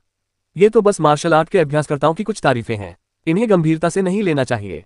सूजी ने लापरवाही से जवाब दिया, लेकिन हरे वस्त्रधारी बुजुर्ग सूजी के रवैये से स्पष्ट रूप से असंतुष्ट थे और उन्होंने कहा, तारीफें? तो क्या ये कहना सही है कि एल्डर सू को लगता है कि वह अपने नाम के अनुरूप नहीं है? सूजी ने हंसते हुए कहा, क्यों? क्या तुम मुझसे वह उपनाम चुराने की योजना बना रही हो? वैसे तुम कौन हो? मैंने तुम्हारा नाम पहले कभी नहीं सुना। उद्धरण चिन्ह। सूजी भी ऐसी शख्सियत नहीं थी जिससे पंगा लिया जा सके। हरे वस्त्रधारी बुजुर्ग के पहले ही मुलाकात में इतने चिड़चिड़े व्यवहार के बावजूद सूजी बिल्कुल नहीं डरी। हरे वस्त्रधारी बुजुर्ग ने व्यंग्य किया। उन्होंने सूजी के शब्दों का जवाब नहीं दिया और इसके बजाय सूजी की पीठ की ओर देखते हुए हल्के से कहा, क्या वह आपके पीछे आपका शिष्य है? हरे वस्त्रधारी बुजुर्ग की निगाहें यी यून पर टिक गईं और उन्होंने उसे ऊपर से नीचे तक गौर से देखा। यी यून तनावग्रस्त हो गया और मन ही मन कोसने लगा। भला इतनी बेजान शख्सियत होने के बावजूद उसने उस बूढ़े आदमी का ध्यान कैसे आकर्षित कर लिया? न केवल बुजुर्ग ने उसे देखा, बल्कि उनके पीछे खड़े शिष्य जैसे दिखने वाले सभी युवकों ने भी यी यून को घूर कर देखा। उनकी निगाहें चुनौती से भरी हुई थी, मानो वे उससे प्रतिस्पर्धा करना चाहते हों। गुरु बनाम गुरु, शिष्य बनाम शिष्य। यी यून सचमुच अवाक रह गया। उसने फैसला कर लिया था, अगर लिन परिवार ने शेंतु परिवार के साथ गठबंधन कर लिया है तो मैं तुरंत लिन परिवार छोड़ दूंगा। इन लोगों की उकसाहट से मुझे कोई मतलब नहीं है। अगर मैंने ऐसा किया तो मैं निश्चित रूप से अपनी जान गंवा दूंगा। दिलचस्प, हम बहुत जल्द फिर मिलेंगे, तब पता चलेगा कि असली गुण किसके पास है। हरे वस्त्रधारी बुजुर्ग के ऐसा कहने के बाद वे अपने शिष्यों को सूजी के पास से ले गए। चलते समय भी उन युवकों की निगाहें यी यून पर टिकी हुई थीं। उनके हाव भाव से स्पष्ट था कि वे यी यून से भिड़ना चाहते थे और फिर उसे बुरी तरह पीटना चाहते थे। बच्चे, मेरा नाम शेंतु गुआन है, इसे अच्छी तरह याद रखना। जैसे जैसे वे आगे बढ़े, यी यून की ही उम्र के एक युवक ने अपना नाम लिख दिया। यी यून को ऐसे तुच्छ व्यक्ति की परवाह करने की कोई आवश्यकता नहीं थी। इस समय उसके मन में केवल यही विचार था कि कहीं लिन परिवार और शेंतु परिवार ने गठबंधन तो नहीं कर लिया है। उन लोगों के चले जाने के बाद ही सूजी ने अपने बगल में खड़े प्रबंधक से उदास स्वर में पूछा, शेंतु परिवार के लोग यहाँ क्यों आए हैं? क्या लिन परिवार ने शेंतु परिवार के साथ गठबंधन कर लिया है? जब सूजी ने ये सवाल पूछा तो यी यून ने भी अपनी सांस रोक ली। यह उसके लिए बहुत महत्वपूर्ण था। अध्याय 375, दुष्ट यी यून। गठबंधन के बारे में प्रबंधक ने अपने शब्दों पर विचार करना शुरू किया। अब परिवार वास्तव में ऐसे ही एक विकल्प का सामना कर रहा है और कई उच्च पदस्थ बुजुर्ग इसके पक्ष में हैं। जब प्रबंधक ने ये कहा तो यी यून का दिल बैठ गया। वे सचमुच गठबंधन करने जा रहे थे। वह अभी तियानयुआन लोक में आया था और इस लोक में उसकी शक्ति अभी भी अपेक्षाकृत कम थी। क्या उसे अकेले ही इस लोक की यात्रा करनी होगी? यदि ऐसा हुआ तो उसे शेंतु परिवार के घातक आक्रमणों का भी सामना करना पड़ सकता है। क्या वे इसकी ओर झुक रहे हैं? वे बूढ़े मूर्ख क्या सोच रहे हैं? शेंतु परिवार किसी काम का नहीं है। क्या उनसे गठबंधन करना शेर की खाल मांगने के बराबर नहीं है? सूजी ने तुरंत गाली दी। सेवक ने कड़वी मुस्कान के साथ कहा, एल्डर सू, मुझे अपनी बात कहने दीजिए। दरअसल यह मामला आपसे संबंधित है। ओह, मुझसे संबंधित? सूजी चौंक गई। सटीक रूप से कहें तो इसका संबंध आपकी शिष्या मिस शिंटोग से है। लिन जिंटोग। यी यून का दिल जोर से धड़कने लगा। क्या इसका संबंध लिन शिंटोग को पहले घर बुलाए जाने से था? और उसके बाद व्यवस्थापक के अगले शब्दों ने यी यून के अनुमानों की पुष्टि कर दी। एल्डर सू, आप मिस शिंटोग की नसों के बारे में स्वाभाविक रूप से जानते हैं। सेवक ने यी यून की ओर एक नजर डाली, मानो वह अपनी बात को घुमा फिराकर कहना चाहता हो। वह लिन शिंटोग की समस्या पर यी यून के सामने चर्चा नहीं करना चाहता था। हालांकि सूजी ने केवल हाथ हिलाकर इशारा किया कि उसे यी यून की चिंता करने की जरूरत नहीं है, सीधे सीधे कह दो। ओह, प्राकृतिक यिन मेरिडियन होने का मतलब है कि व्यक्ति 500 साल की उम्र के भीतर मर जाएगा। यह असल में मार्शल आर्ट के सफर का अंत है और यह एक लाइलाज बीमारी है। यह नारी अवस्था स्वर्ग का अभिशाप है, लेकिन एक बार जब कोई स्वर्ग को चुनौती देकर प्राकृतिक यिन नारियों को जोड़ लेता है तो एक अद्भुत परिवर्तन होता है। प्राचीन काल में एक अद्वितीय महारानी थी जिन्होंने अपनी प्राकृतिक यिन नारियों की स्थिति को उलट दिया था और उनकी साधना का स्तर आसमान छू गया था, जिससे वे अपनी पीढ़ी की सर्वोपरि बन गईं। उनकी शक्ति अथाह थी। ऐसी अफवाह थी कि महान महारानी हमारे लिन परिवार के पूर्वज और हमारे समय के शेंतु के पूर्वज से भी कहीं अधिक शक्तिशाली थी। और लगभग 2 साल पहले शेंतु परिवार के कबीले ने एक रहस्यमय क्षेत्र में एक प्राचीन निर्जन स्वर्ग तकनीक की खोज की और यह संदेह है कि इसका संबंध अद्वितीय महान महारानी से है। शेंतु परिवार का मानना है कि यह प्राचीन निर्जन स्वर्ग तकनीक मिस शिंटोब की निष्क्रिय नसों को फिर से जोड़ने में सक्षम है। इसलिए परिवार के उच्च अधिकारियों ने उन्हें वापस बुलाया है। हालांकि परिवार के उच्च अधिकारी अभी भी इस तकनीक को लेकर संशय में हैं। भले ही यह वास्तव में एक प्राचीन वीरान स्वर्ग तकनीक का नुस्खा है, लेकिन यह पुष्टि नहीं की जा सकती कि इसे उस अद्वितीय महान महारानी ने ही छोड़ा था। और भले ही यह नुस्खा वास्तव में प्राकृतिक इन मेरिडियन को ठीक कर सकता हो, परिवार के उच्च अधिकारियों को विश्वास नहीं है कि शेंतु परिवार के पास इस वीरान अस्थि अवशेष को परिष्कृत करने की क्षमता है। जब कर्मचारी ने यह कहा तो सूजी स्तब्ध रह गई। पिछले कुछ वर्षों में वो लिन शिंटोब को कई जगहों पर ले गया था, लेकिन वह उसकी प्राकृतिक इन मेरिडियन को जोड़ने का तरीका खोजने में असफल रहा था। अब शेंतु परिवार ने घोषणा कर दी थी कि उन्हें प्राचीन महान महारानी से संबंधित एक निर्जन स्वर्ग तकनीक का नुस्खा मिला है, तो ये बात सूजी को आश्चर्यचकित क्यों नहीं करती। पहले लिन शिंटोब लिन परिवार की प्रत्यक्ष संतान और 1000 वर्षों में न देखी गई प्रतिभा की धनी थी और कुलमाता उन्हें बहुत प्यार करती थी। हालांकि उनकी स्वाभाविक रूप से निष्क्रिय नसों के कारण लिन परिवार में उनका दर्जा ऊंचा नहीं था। अपनी महान विरासत के साथ लिन परिवार के लिए सब कुछ नियमों के अनुसार चलता था और इन नियमों को केवल निर्मम और बेरहम ही कहा जा सकता था। बड़े परिवार के बच्चों में हमेशा प्रतिस्पर्धा का माहौल रहता था। लिन शिंटोब को कुलमाता का बहुत स्नेह प्राप्त था, इसलिए स्वाभाविक रूप से उनमें ईर्ष्या की भावना उत्पन्न होती थी। इसके अलावा लिन शिंटोब की नश्वर आयु ऋतु के कारण वह लगभग अपंग ही थी, अतः वह परिवार में सुखमय जीवन नहीं जी सकी और यही कारण था कि वह सूजी के साथ प्रशिक्षण अभियानों पर जाती थी। लेकिन अगर लिन शिंटोब की निष्क्रिय नसें फिर से जुड़ जाएं, तो उनकी स्थिति पूरी तरह बदल जाएगी। प्राकृतिक इन नसों के रूपांतरण के बाद लिन शिंटोब का भविष्य असीमित हो जाएगा। ये निश्चित रूप से लिन परिवार के इतिहास में एक महान घटना होगी। शर्तें क्या हैं? सूजी ने गहरी आवाज में पूछा। उसे पहले से ही इस बात का पूर्वाभास हो रहा था। शेंतु परिवार के पास जब ऐसी निर्जन स्वर्ग तकनीक का नुस्खा था, तो वे लिन शिंटोब की समाप्त नसों को यूं ही नहीं जोड़ेंगे। इसके साथ कुछ शर्तें जरूर जुड़ी होंगी और शायद केवल एक ही शर्त थी जिससे शेंतु परिवार का विश्वास हासिल किया जा सकता था। शर्त यह है कि मिस शिंटोब का विवाह शेंतु कुल में हो जाए। इससे शेंतु कुल को बहुत लाभ होगा। मिस शिंटोब का शरीर विशेष है, इसलिए किसी पुरुष के साथ यौन संबंध बनाना एक बेहतरीन अवसर होगा। विशेष रूप से मिस शिंटोब की समाप्त हुई नारियों के जुड़ने के बाद जो पुरुष मिस शिंटोब की मूल ऊर्जा प्राप्त करेगा, उसकी शक्ति एक स्तर तक बढ़ जाएगी। उसे शायद तुरंत ही मिस शिंटोब के ज्ञात नियमों की अंतर्दृष्टि भी प्राप्त हो जाएगी। उद्धरण चिन्ह। इस प्रकार शेंतु परिवार में शेंतु कुलपति के स्तर का एक और अद्वितीय विशेषज्ञ शामिल हो जाएगा। सामान्य परिस्थितियों में उस व्यक्ति का भविष्य शेंतु कुलपति से भी अधिक उज्ज्वल होगा। इसके अलावा मिस शिंटोब के शेंतु परिवार में विवाह करने से वह शेंतु परिवार की सदस्य बन जाएंगी। इस प्रकार शेंतु परिवार को तुरंत 2 अद्वितीय विशेषज्ञ मिल जाएंगे। अच्छा ऐसा है, ये यून समझ गई। शेंतु परिवार की चाल बहुत ही शानदार थी। अब शेंतु परिवार कमजोर स्थिति में था। एक बार जब वह लिन परिवार के साथ गठबंधन कर लेगा, तो वह इस कमजोरी के दौर से निकलने में सक्षम होगा और इसके बाद उनके एक और बच्चे होंगे जो कम से कम शेंतु कुलपिता के स्तर के होंगे। साथ ही एक और अद्वितीय महान महारानी होंगी। इसके साथ ही शेंतु परिवार संभवतः तियान युआन जगत का नंबर 1 परिवार बन जाएगा। मिस लिन का जीवन साथी कौन है? ये यून ने अचानक पूछा। ये यून को ये पूछते देख दरबारी ने भौहें चढ़ा ली। स्वाभाविक रूप से वह इससे खुश नहीं था। मुख्य शिखर के दरबारी के रूप में उसका पद स्वाभाविक रूप से काफी ऊंचा था। वह सूजी से बात कर रहा था, तभी अचानक एक नाम का शिष्य बीच में बोल पड़ा। क्या उसे शिष्टाचार का ज्ञान नहीं था? इसके अलावा उन्होंने मिस शिंटोब को मिस लिन कहकर पुकारा था। क्या वह कोई ऐसी व्यक्ति थी जिनसे वह इस तरह खुलकर बात कर सकते थे? सूजी के आसपास होने के कारण उसने तुरंत ये यून को फटकार नहीं लगाई, लेकिन उसने अप्रिय लहजे में कठोर शब्दों में जवाब दिया, बेशक शेंतु परिवार का नंबर 1 हीरो शेंतु नानुतियान है। केवल वही मिस शिंटोब के योग्य है। ये सचमुच वही बदमाश शेंतु नानुतियान था। ये यून ने गहरी सांस ली। वाकई दुश्मन अक्सर एक दूसरे के रास्ते में आ जाते हैं। हालांकि वह जानता था कि तियान युआन लोक में आने पर उसका सामना शेंतु नानुतियान से जरूर होगा, लेकिन उसने इतनी जल्दी होने की उम्मीद नहीं की थी। वह अभी तियान युआन लोक में पहुंचा था और अभी उसके कदम भी ठीक से पड़े नहीं थे कि उसका सामना फिर से शेंतु नानुतियान से हो गया। लिन शिंटोब से विवाह करके उसके शुद्ध यीन शरीर की परम आदिम यीन ऊर्जा प्राप्त करके एक विशाल क्षेत्र को पार करते हुए उसे लिन शिंटोब के नियमों की अंतर्दृष्टि प्राप्त होगी। साथ ही उसे एक अद्वितीय महान महारानी पत्नी के रूप में प्राप्त होगी और वह तियान युआन जगत में नंबर 1 परिवार वंश का शक्तिशाली व्यक्ति बन जाएगा। तुम्हारे साथ ये सारी अच्छी चीजें हो रही हैं। अगर ऐसा हुआ तो क्या मैं गुस्से से मर नहीं जाऊंगा? ये यून का चेहरा उदास हो गया। वह कभी उदार व्यक्ति नहीं था। शेंतु नानुतियान ने उसे और जियांग शियाओरू को लगभग मार ही डाला था। शेंतु नानुतियान की वजह से ही ये यून का जियांग शियाओरू से रिश्ता टूट गया था। उनके बीच इस भयंकर दुश्मनी के चलते ये यून कैसे असहाय होकर शेंतु नानुतियान को इतनी तरक्की करते देख सकता था? सच में ये वही कमीना है। सूजी गुस्से से बड़बड़ाने लगी। वो शेंतु नानुतियान तो भेड़ की खाल में भेड़िया है। वो अच्छा इंसान नहीं है। शिनतोब उससे शादी कैसे कर सकती है?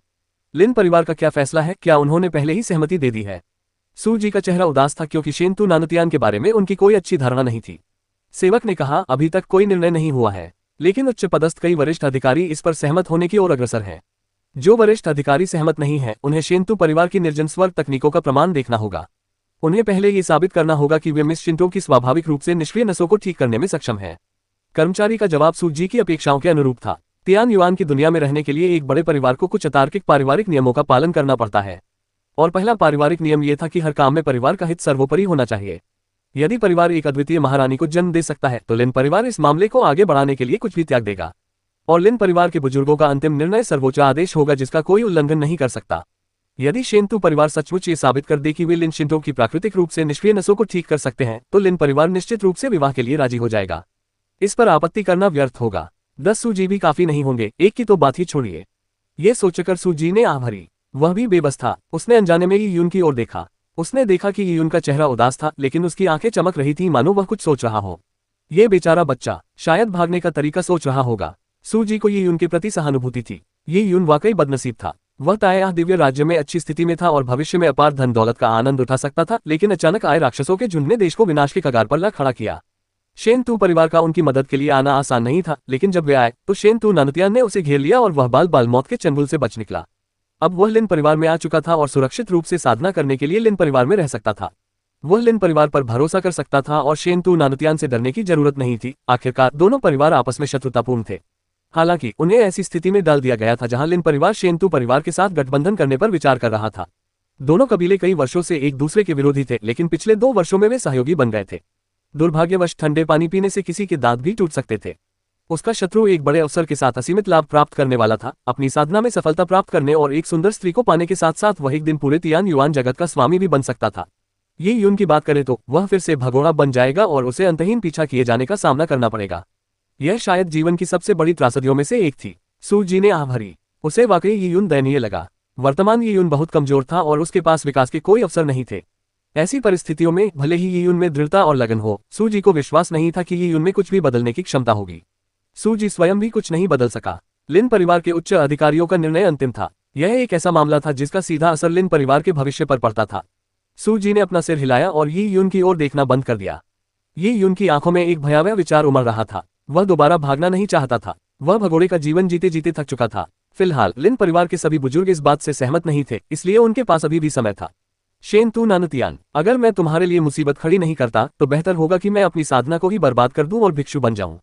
इस विचार के साथ ही उनके मन में कई विचार उमड़ आए। यहां तक कि अचानक उसके मन में एक अत्यंत बुरा विचार भी आ गया। अगर मैं शेंतु नानुतियान को बेवफा बना दूं तो क्या होगा। अध्याय 376। यदि कोई बदला लेना था तो उसे लेना और पीठ में छुरा घोंपना।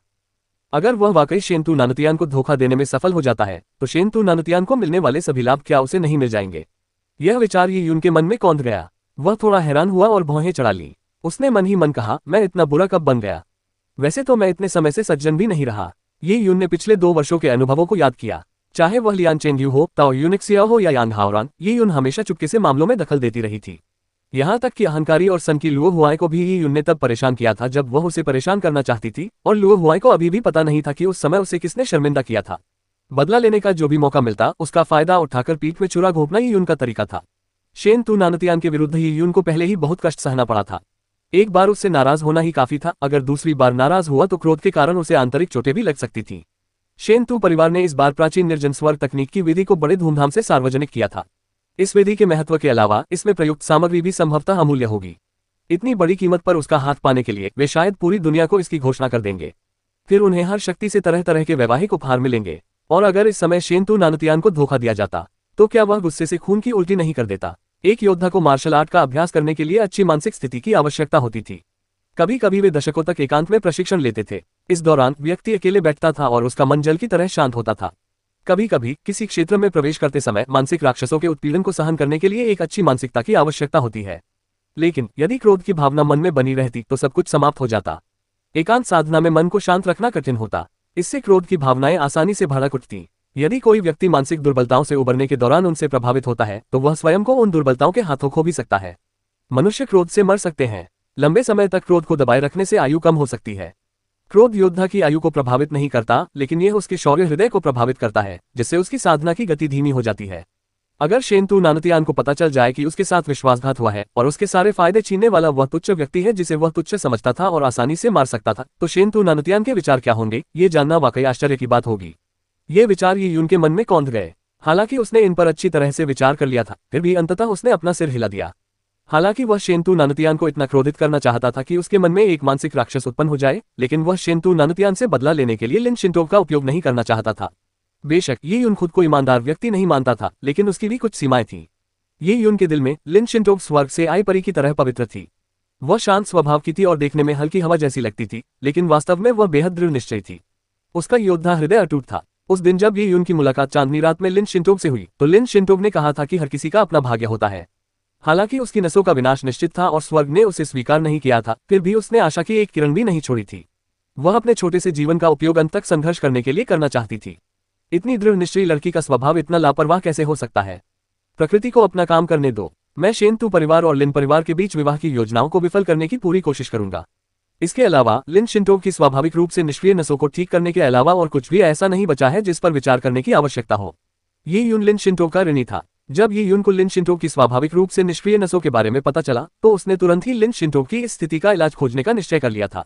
उस समय लिन शिंटोब ने पहले कहा था कि जब उसने ये यून से संपर्क किया तो उसे अपनी समाप्त हो चुकी नसों में एक अजीब बदलाव महसूस हुआ। हालांकि यह स्पष्ट नहीं था, लेकिन ऐसा निश्चित रूप से हुआ था। उस समय ये यून के पास शुद्ध यांग शरीर नहीं था, और अगर होता भी तो उसे विश्वास नहीं था कि उसके शरीर के कारण लिन शिंटोब की निष्क्रिय नसों पर कोई असर पड़ेगा। वह अजीब परिवर्तन केवल बैंगनी क्रिस्टल के कारण ही हो सकता था। बैंगनी क्रिस्टल अत्यंत रहस्यमय था। इसकी उत्पत्ति विचित्र थी और ये यून के लिए बैंगनी क्रिस्टल के क्षेत्र का अनुमान लगाना कठिन था। इन 2 वर्षों में बैंगनी क्रिस्टल ने एक के बाद एक चमत्कार किए थे। चाहे वह तलवार और कृपाण मकबरे जैसे रहस्यमय क्षेत्र हो या शुद्ध यांग तलवार महल के रहस्य, ये यून ने बैंगनी क्रिस्टल का उपयोग करके उन सभी को सफलतापूर्वक उजागर किया था। और चरवाहे लड़के जैसी शक्तिशाली हस्ती भी बैंगनी क्रिस्टल के बारे में कुछ भी पता नहीं लगा पाई थी। इस दिव्य वस्तु को देखते हुए ये यून का मानना था कि बैंगनी क्रिस्टल की शक्ति प्राचीन महामहिम से कहीं अधिक थी। इसके अलावा लिन शिंटोब की निष्क्रिय नसों ने बैंगनी क्रिस्टल पर प्रतिक्रिया दी थी, इसलिए इन परिस्थितियों में ये यून को पूरा विश्वास था कि बैंगनी क्रिस्टल लिन शिंटोब को ठीक कर सकता है। शेंतु नानतियान की उम्मीदों को तोड़ने के लिए यही सबसे बड़ा सहारा था। क्या समाप्त हो चुकी देशांतर रेखाओं को बैंगनी क्रिस्टल से जोड़ना मुश्किल होगा? शायद नहीं। जब ये यून इस बारे में सोच ही रही थी, तभी सूजी ने अचानक पूछा, शिंटोब कहाँ है? मैं उससे मिलना चाहती हूँ। हालांकि सूजी परिवार के उच्च अधिकारियों के फैसलों को पलटने में असमर्थ था, फिर भी वह कम से कम अपनी शिष्या से मिल सकता था और उसके वास्तविक विचारों को समझ सकता था। यदि संभव हो तो वह उसके लिए संघर्ष कर सकता था और कुछ छोटी मोटी रियायतें हासिल कर सकता था। किसी भी बच्चे के हितों को परिवार के हितों के सामने कुर्बान किया जा सकता है। लिन परिवार की महिलाओं के मामले में तो ये बात और भी ज्यादा सच थी। सूजी को लिन शिंटोब के लिए दर्द महसूस हुआ। मिस शिंटोब इस समय एकांतवास में है। 2 साल पहले जब मिस शिंटोब को इस मामले की जानकारी मिली तो वे बिना बाहर आए एकांतवास में चली गईं। कुछ वरिष्ठ उनसे मिलना चाहते थे, लेकिन उनके एकांतवास के कारण उन्हें मना कर दिया गया। एकांत प्रशिक्षण, जैसा कि अपेक्षित था। सूजी ने अपना सिर हिलाया। पहले जब उसने वॉइस ट्रांसमिशन चार्म का इस्तेमाल किया था, तब भी वह लिन शिंटोब से संपर्क नहीं कर पाया था, इसलिए उसे लगा कि कुछ गड़बड़ हुई है। दरअसल अब लिन शिंटोब का लिन परिवार में विशेष स्थान हो गया था। पहले तो लिन शिंटोब कुलमाता की लाडली बेटी थी और उसका महान बनना तय नहीं था। परिवार के हित में लिन शिंटोब को कुर्बान करने में भी बड़े बुजुर्ग संकोच नहीं करते थे। लेकिन अब स्थिति अलग थी। यदि लिन शिंटोब की स्वाभाविक रूप से निष्क्रिय नसें ठीक हो जाती और वह एक अद्वितीय महान महारानी बन जाती, तो उनका दर्जा और भी ऊंचा हो जाता। यहाँ तक कि लिन परिवार के सबसे बड़े बुजुर्ग को भी लिन शिंटोब के प्रति अपने रवैये को लेकर सावधान रहना होगा। यद्यपि अंतिम निर्णय बड़ों के अधिकार में था, फिर भी लिन शिंटोब पर दबाव डालने की हिम्मत किसी की नहीं थी। इसका कारण ये था कि लिन परिवार एक ऐसी महारानी चाहता था जो परिवार से जुड़ाव महसूस करे। ऐसे भविष्य में लिन शिंटोब लिन परिवार के लिए एक मजबूत स्तंभ बन सकती थी, जिससे परिवार समृद्ध हो सके। दूसरी ओर यदि भविष्य में लिन शिंटोब के मन में लिन परिवार के प्रति द्वेष रहता है, तो एक अद्वितीय महारानी बनने पर वह लिन परिवार की किसी भी प्रकार से सहायक नहीं होगी। अतीत की भावनाओं के कारण 1-2 बार लिन परिवार की सहायता करना भी किसी के लिए सादा काम होगा। लिन परिवार ये परिणाम नहीं चाहता था, इसलिए यह मामला लंबे समय से खींचता आ रहा था। अब 2 साल बीत चुके हैं और अब इस स्थिति के और अधिक खींचने की संभावना नहीं है। शिंटोब को बता दो कि उसका मालिक वापस आ गया है और उससे मिलना चाहता है। सूजी ने नौकर से कहा। लिन शिंटोब अपने परिवार के बड़ों से मिलने से मना कर सकती थी, लेकिन वह सूजी से जरूर मिलेगी। जी हाँ एल्डर सू, सेवक ने आदरपूर्वक उत्तर दिया। कुछ देर सोचने के बाद उसने कहा, एल्डर सू, फिलहाल लगभग आधे एल्डर्स ने विवाह प्रस्ताव स्वीकार कर लिया है। बाकी आधे एल्डर्स इसके खिलाफ नहीं हैं, लेकिन वे अभी इंतजार कर रहे हैं। एल्डर सू, मुझे उम्मीद है कि आप इस बात पर ध्यान देंगे। उद्धरण चिन्ह। कर्मचारी ने अपना भाषण बीच में ही रोक दिया। उसका इरादा स्पष्ट था। उसने सूजी को अप्रत्यक्ष रूप से सूचित किया था कि वह लिन शिंटोब को इस मामले का विरोध करने के लिए उकसाने के लिए आग में घी न डाले। इन 2 वर्षों में लिन परिवार के बुजुर्गों के लिए लिन शिंटोब को मामलों पर विचार करने का समय देना आसान नहीं था। हालांकि सूजी ने गुस्से में कहा, मुझे तो महारानी के नुस्खे की सच्चाई का भी पता नहीं है, और शेंतु परिवार शायद इसे परिष्कृत भी न कर पाए। कौन जाने, कहीं शेंतु परिवार हमें धोखा तो नहीं दे रहा। महान महारानी की विधि को इतनी आसानी से कैसे परिष्कृत किया जा सकता था। यहाँ तक कि सूजी भी यह कहने की हिम्मत नहीं करता था कि वह प्राचीन विधि को परिष्कृत करने में सक्षम है। ओह, आपने कहा कि हम इसे परिष्कृत नहीं कर पाएंगे। तभी एक बूढ़ी आवाज सुनाई दी। ये युन ने ऊपर देखा तो उसे चांदी जैसे बालों वाली एक बूढ़ी औरत दिखाई दी। वह छड़ी पकड़े धीरे धीरे चलकर उसके पास आ रही थी और इस चांदी जैसे बालों वाली बूढ़ी महिला के पीछे वीरान स्वर्ग के स्वामी के वस्त्र पहने हुए कुछ लोग थे। वे सभी उम्र और लिंग के लोग थे। हरे वस्त्रधारी बुजुर्ग जिन्होंने सू जी को उकसाया था और शेंतु गुआंग जिन्होंने यीयुन को उकसाया था भी वहां मौजूद थे। मोटे तौर पर गिनती करने पर लगभग 30-40 लोग थे। ये लोग निस्संदेह शेंतु परिवार के वंशज और उनके शिष्य थे जो निर्जन स्वर्ग तकनीक के विशेषज्ञ थे। इस चांदी जैसे बालों वाली बूढ़ी औरत को देखकर सूजी का दिल जोर से धड़कने लगा। वह इस बूढ़ी दादी को जानता था। वह शेंतु परिवार के वर्तमान मुखिया की बड़ी बहन थी। वह वीरान स्वर्ग तकनीक के क्षेत्र में बहुत प्रसिद्ध थी और लोग उन्हें 1000 हाथों वाली दादी कहते थे।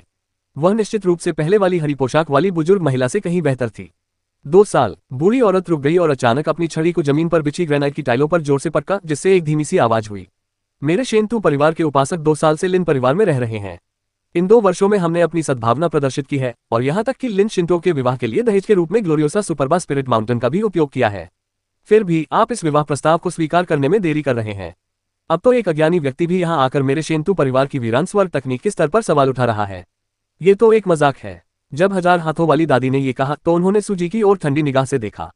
सूजी का चेहरा उतर गया। क्या इस बुढ़िया की हिम्मत हुई उसे अज्ञानी कहने की? पहले जब उसने हरे वस्त्रधारी बुजुर्ग महिला से बात की थी तो दूसरी तरफ से केवल उकसाने वाली बातें हो रही थी और उसने इतना स्पष्ट रूप से नहीं कहा था जितना कि उस बुजुर्ग महिला ने उसे मौखिक रूप से अपमानित किया था। ये तो सचमुच सारे रिश्ते तोड़ देने जैसा था। अरे बुढ़िया, क्या तुमने शौचालय जाने के बाद मुंह नहीं धोया? वरना तुम्हारा मुंह इतना बदबूदार क्यों है?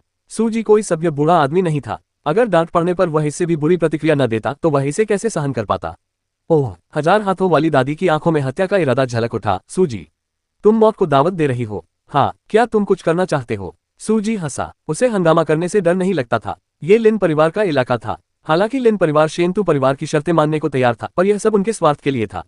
लेकिन अगर उसके और शेंतु परिवार के बीच दुश्मनी हो गई तो लिन परिवार इसे नजरअंदाज नहीं करेगा और शेंतु परिवार को इसका हिसाब चुकाने पर मजबूर कर देगा। अगर बात हाथापाई तक पहुंच गई तो 1000 हाथों वाली दादी को ही निश्चित रूप से नुकसान उठाना पड़ेगा। जाहिर है 1000 हाथों वाली दादी को ये बात पता थी। उनका जुरीदार चेहरा किसी कब्र से निकाले गए प्राचीन शव की तरह उदास हो गया। वह देखने में भयानक लग रहा था। अगर तुम जुबान की लड़ाई जीत भी जाओ तो क्या हुआ? इतनी कम उम्र में तो तुम्हारा स्वभाव अभी भी बच्चे जैसा ही है। इस बार शेंतु परिवार ने तियान युआन लोक से कुछ निर्जन स्वर्ग के उस्तादों और उनके करीबी शिष्यों को आमंत्रित किया है। 2 महीने में तियान हुआ शिखर पर निर्जन स्वर्ग तकनीक पर एक चाय सत्र आयोजित किया जाएगा। वहां हम आपको दिखाएंगे कि शेंतु परिवार की निर्जन स्वर्ग तकनीक मानकों पर खरी उतरती है या नहीं।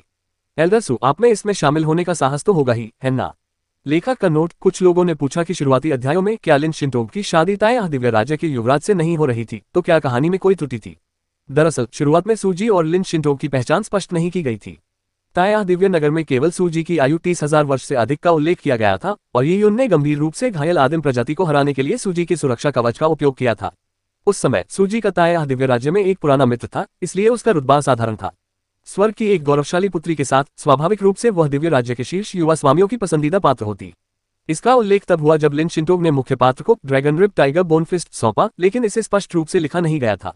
यह विचार कि लिन शिंटोग एक दिन ताएह दिव्य राज्य के राजकुमार से विवाह करके राजकुमारी बनेगी और एक दिन महारानी बनेगी, मूल शब्द जिन लॉन्गवेई के 1000 परिवारों के मुखिया झांग तान का था।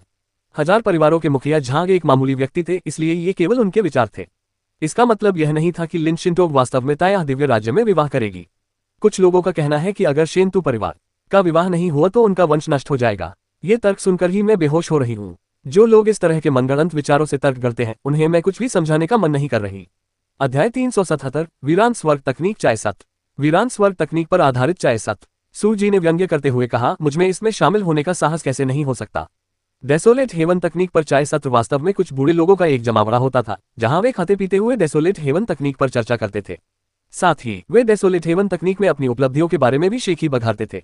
अपनी बड़ाई करने के साथ साथ वे अपनी कुछ तकनीकों का प्रदर्शन करना भी आम बात थी। आमतौर पर प्रतियोगिता की कोई वास्तविक आवश्यकता नहीं थी, क्योंकि उन्हें दूसरों की प्रशंसा पाने के लिए केवल अपनी कुछ बेहतरीन तकनीकों का प्रदर्शन करने की आवश्यकता होती थी। सूजी तियान युआन जगत के बूढ़े लोगों को अच्छी तरह जानती थी।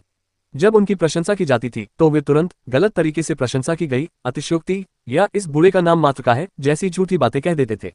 दरअसल ये लोग हद से ज्यादा घमंडी थे। जैसे ही कोई उन्हें नीचा दिखाता वे तुरंत भड़क उठते। वे कमर कसकर आपसे लड़ने के लिए तैयार हो जाते। इसलिए इन सभी बेहद अहंकारी और आत्ममहत्वी लोगों को झूठी विनम्रता से भरे तरह तरह के शब्द बोलते हुए सुनकर रोंगटे इतने खड़े हो जाते हैं कि मानो गिर ही जाए। हालांकि हजार हाथों वाली दादी द्वारा उल्लिखित निर्जन स्वर तकनीक के चाय सत्र का विषय एक दूसरे की प्रशंसा करना या शेखी बघारना नहीं था। वीरान स्वर तकनीक पर आधारित चाय सत्र में भाग लेने वाले लोग अपने ही एक समूह का हिस्सा होते थे। चाय सत्र से पहले दोनों पक्ष आसानी से उत्तेजित हो जाते थे और वास्तविक चाय सत्र के दौरान वे तरह तरह के कौशल का प्रदर्शन करते थे। पहले इस तरह की चाय पार्टियों में ज्यादातर शिष्य ही अपनी कला का प्रदर्शन करते थे। आखिर बुजुर्गों को अपनी प्रतिष्ठा की बहुत कद्र होती थी। अगर उनके किसी हुनर का प्रदर्शन करने के तुरंत बाद कोई उनसे भी बेहतर हुनर वाला आकर उन्हें शर्मिंदा कर देता तो यह अजीब स्थिति होती थी। और अगर शिष्य हार भी जाते तो कोई बात नहीं थी। हालांकि इस निर्जन स्वर तकनीक की चाय सत्र के लिए ये स्पष्ट रूप से शिष्यों के बीच कोई प्रतियोगिता नहीं थी। वे बुजुर्ग शायद अपने कौशल का प्रदर्शन करने के लिए तैयार हो जाते। आखिरकार शेंतु परिवार इस अवसर का लाभ उठाकर उन बुजुर्गों को जो गठबंधन के लिए सहमत होने को तैयार नहीं थे, निर्जन स्वर तकनीक में अपनी ताकत दिखाना चाहता था। इतना घमंड मत करो वरना अंत में बात बिगड़ सकती है, हजार हाथों वाली दादी ने गुस्से से कहा और अपनी आस्तीन झटक कर चली गई। शेंतु परिवार के बाकी सभी लोग आत्मविश्वास से भरे हुए थे। वरिष्ठ पीढ़ी सूजी की ओर देख रही थी जबकि युवा पीढ़ी यी यून की ओर देख रही थी। उनका मानना था कि सूजी के बगल में खड़ा ये बच्चा निश्चित रूप से उसका शिष्य था। निर्जन स्वर तकनीक की चाय की बैठक में वे वरिष्ठ गुरु निस्संदेह आकर्षण का केंद्र होते थे, लेकिन उनके शिष्य भी उतने ही प्रतिभाशाली होते थे। युवा पीढ़ी भविष्य का प्रतिनिधित्व करती थी। निर्जन स्वर तकनीक में असाधारण प्रतिभा रखने वाला एक विलक्षण व्यक्ति एक बड़े परिवार के लिए अमूल्य संपत्ति होता था। हजार हाथों वाली दादी और उनके साथियों के जाने के बाद सूजी ही उनको अपने घर ले आए। अंदर जाने से ठीक पहले सूजी ने अचानक अपना सिर घुमाकर कहा, मैं कहता हूँ बच्चे, लिन परिवार में मत रुकना। मुझे कुछ बुरा होने का आभास हो रहा है। अगर तुम यहाँ रुके रहे तो तुम्हारी जान भी जा सकती है। मैं बूढ़ा आदमी कुछ समय के लिए लिन परिवार में रुककर स्थिति का जायजा लूंगा। अगर शिंटोग मान जाती है और शेंतु परिवार के कमीने सचमुच शिंटोग को ठीक कर देते हैं तो शिंटोग के ठीक होते ही मैं भी लिन परिवार छोड़ दूंगा। सूजी मूल रूप से लिन परिवार से नहीं थे और वे एक अलग उपनाम वाले अतिथि थे। उन्हें आने जाने की पूरी स्वतंत्रता थी और वे लिन परिवार के अधिकार क्षेत्र में नहीं थे। यदि लिन शिंटोग विवाह के लिए राजी हो जाती है और उसकी क्षतिग्रस्त नसें ठीक हो जाती हैं तो ये लिन शिंटोग के लिए बहुत अच्छी बात होगी। शेंतु नानतियान की बात करें तो जब तक लिन शिंटोग की ताकत मजबूत थी वह पूरी तरह से स्वतंत्र रह सकती थी। साथ ही लिन शिंटोग कोई कमजोर महिला नहीं थी। अगर उनकी शादी किसी गलत परिवार में भी हो जाती तो भी कोई बड़ी बात नहीं होती। भविष्य में जब लिन शिंटोग एक अद्वितीय महारानी बनेंगी तो उनके लिए अपने भाग्य का नियंत्रण अपने हाथों में लेना बहुत आसान होगा। इसलिए सूजी को लगा कि उसे भी चले जाना चाहिए। अगर उसकी शिष्या का भविष्य उज्जवल है तो वह निश्चित रूप से खुश होगा, बशर्ते ये उसकी अपनी पसंद हो। बच्चे, हमारा मिलना भी एक तरह का संयोग है। तियान युआन जगत में मेरे कुछ पुराने दोस्त हैं। मैं तुम्हारे लिए एक पत्र लिखूंगा। अगर तुम उसे उनके पास ले जाओगे तो शायद वे तुम्हें अपने साथ ले लेंगे। सूजी एक कुर्सी पर बैठ गई और उसने कलम और कागज निकाल लिया। ये यून ने बूढ़े आदमी की ओर देखा। सूजी के बाल पहले ही सफेद हो चुके थे और उनका शरीर थोड़ा झुका हुआ था। सूजी को पत्र लिखते देख ही यून अचानक भावुक हो गया। अगर यह बूढ़ा आदमी ना होता तो शायद वह फॉलन स्टार गेट के अंदर ही मर गया होता। और अब सूजी उसे विदा कर रहा था और साथ में एक पत्र भी दे रहा था। अगर ये यून के पास बैंगनी क्रिस्टल जैसी आशा न होती तो वह निश्चित रूप से चला जाता। और यह पत्र उसके लिए समय पर मददगार साबित हुआ। उस बूढ़े व्यक्ति ने उसके प्रति बहुत दयालुता दिखाई थी। वरिष्ठ सूजी, ये यून ने धीरे से कहा, ये कनिष्ठ शिष्य आपसे पूछना चाहता है कि क्या आपके पास रूप रंग को छिपाने का कोई उन्नत तरीका है, जैसे कोई उपकरण या कौशल जिससे उच्च कोटि की साधना वाले लोग भी मेरे असली रूप को न देख सकें। ये यून के सवाल ने सूजी को चौंका दिया। उसने लिखना बंद कर दिया और कहा, पहचाने जाने से डर रहे हो। हालांकि सावधानी बरतना अच्छी बात है, लेकिन इससे कोई फर्क नहीं पड़ना चाहिए। तियान युआन जगत बहुत विशाल है। शेंतु नानतियान को भी नहीं पता कि तुम तियान युआन जगत में आए हो, इसलिए उसके तुम्हें ढूंढने की संभावना न के बराबर है। ज्यादा से ज्यादा तुम अपना नाम बदल सकते हो। मैं जाना नहीं चाहता। ये यून ने सिर हिलाया। मैं 2 महीने बाद होने वाले वीरान स्वर तकनीक के चाय सत्र को देखना चाहता हूँ। ओह, नहीं जा रहे। सूजी चौंक गई। लिन परिवार में रहना खतरनाक है। हालांकि लिन परिवार और शेंतु परिवार ने अभी तक गठबंधन नहीं किया है, कौन जाने भविष्य में क्या होगा। वैसे भी आप वीरान स्वर तकनीक पर आधारित चाय सत्र में क्यों भाग लेना चाहते हैं? आज हालांकि मैंने उस बुढ़िया के खिलाफ कड़े शब्दों का प्रयोग किया, लेकिन वास्तव में मुझे ज्यादा भरोसा नहीं है। सूजी ने सिर हिलाते हुए आह भरी। वीरान स्वर तकनीक के मामले में लिन परिवार वास्तव में शेंतु परिवार से कमतर है। इसके अलावा इस बार शेंतु परिवार ने तियान युआन लोग से वीरान स्वर तकनीक के कई उस्तादों को आमंत्रित किया है। 2 महीने में वीरान स्वर तकनीक की चाय पार्टी में शेंतु परिवार शायद बाजी मार लेगा। ऐसे महत्वपूर्ण अवसर पर शेंतु नानतियान अवश्य उपस्थित होंगे। क्या आप अपने शत्रु को सफलता की ऊंचाइयों पर देखना चाहते हैं? सूजी ने यून को हैरानी से देखा। क्या यून आत्मपीड़ित था? अगर वह होता तो वह जितनी दूर भाग सकता था भाग जाता, क्योंकि जब तक आंखें उसे न देख ले तब तक सब कुछ साफ सुथरा रहता है। ये यून ने कहा, मैं भी वीरान स्वर तकनीक की चाय की कक्षा में भाग लेना चाहती हूँ, इसलिए मैं भेष बदलने की सोच रही हूँ। और सूजी जी जी जी जी जी जी जी जी जी जी जी जी जी जी जी जी जी क्या आप मुझे इन 2 महीनों में वीरान स्वर तकनीक सिखा सकते हैं? क्या? सूजी चौंक गई और अविश्वास भरी निगाहों से यी यून को देखने लगी। क्या आप वीरान स्वर्ग तकनीक सीखना चाहते हैं? 2 महीने बाद होने वाले चाय सत्र में भाग लेना चाहते हैं? कहीं आप अपनी वीरान स्वर्ग तकनीक का मुकाबला शेंतु परिवार की युवा पीढ़ी से तो नहीं करवाना चाहते? सूजी पूरी तरह से अवाक रह गया। ऐसा इसलिए था क्योंकि यह बात यी यून ने कही थी, अगर कोई और कहता तो वह उसे मूर्ख समझता। हालांकि भले ही वही यून ही क्यों न हो, सूजी को वह फिर भी असामान्य लगा। वीरान स्वर्ग की तकनीक रातों रात नहीं सीखी जा सकती थी। ये यून ने लंबे समय से मार्शल आर्ट का अभ्यास नहीं किया था, तो आखिरी समय में सीखी गई वीरान स्वर्ग की तकनीक चाय सत्र में भाग लेने के लिए कैसे योग्य हो सकती थी? क्या इससे शेंतु परिवार द्वारा उसका उपहास नहीं उड़ाया जाएगा? ये यून ने कहा, इस कनिष्ठ शिष्य का ताया दिव्य नगरी में रहते हुए पहले ही निर्जन स्वर्ग तकनीक से परिचय हो चुका है। आप कह सकते हैं कि मैं अभी प्रारंभिक अवस्था में हूँ। संपर्क कितने समय तक चला? सूजी ने ये यून को अवाक होकर देखा। ये यून ने 2 साल से अधिक समय से मार्शल आर्ट का अभ्यास नहीं किया था। अगर उसने अलग होने के बाद से ही वीरान स्वर्ग तकनीक सीखना शुरू भी कर दिया होता तो अब वह क्या कर सकता था? उसे दूसरों से बुरी तरह हार का सामना करना ही पड़ता। कुछ महीने इससे पहले मैंने कुछ समय के लिए ग्रैंडमास्टर युएहुआ से प्रशिक्षण लिया था। ये यून जानता था कि अगर वह सिर्फ इतना कहेगा कि उसने कुछ महीनों के लिए ही वीरान स्वर्ग तकनीक सीखी है तो सूजी निश्चित रूप से उसके स्तर को कम समझेगी।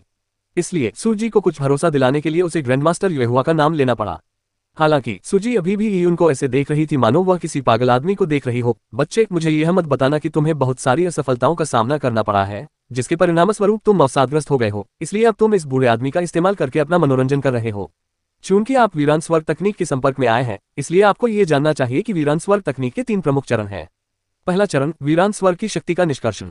दूसरा चरण, वीरान स्वर्ग की शक्ति की मोहर को नियंत्रित करना। तीसरा चरण, अवशेष का निर्माण करना। इसके लिए केवल वीरान शक्ति के निष्कर्षण में ही कई वर्षों की कड़ी मेहनत लगती है और तब जाकर यह संभव हो पाता है।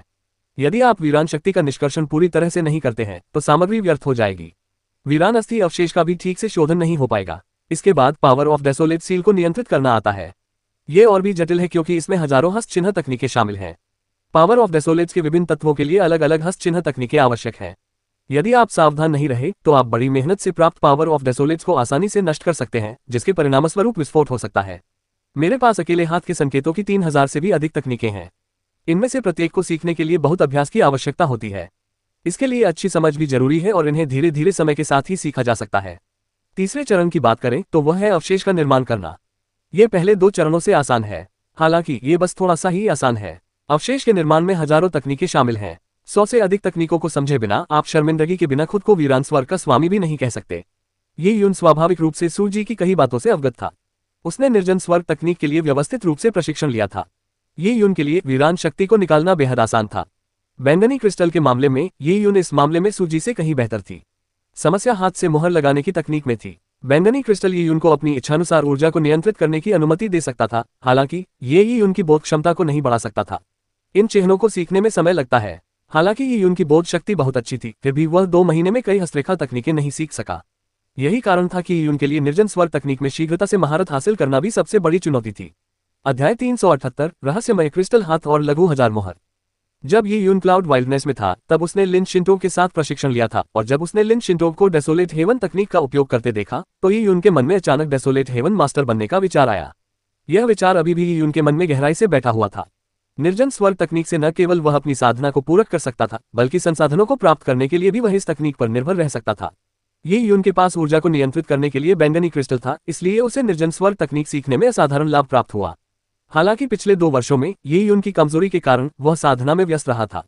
उसने निर्जन स्वर्ग तकनीक का केवल थोड़ा सा ही ज्ञान प्राप्त किया था और उसे उसने लगभग रोक रखा था।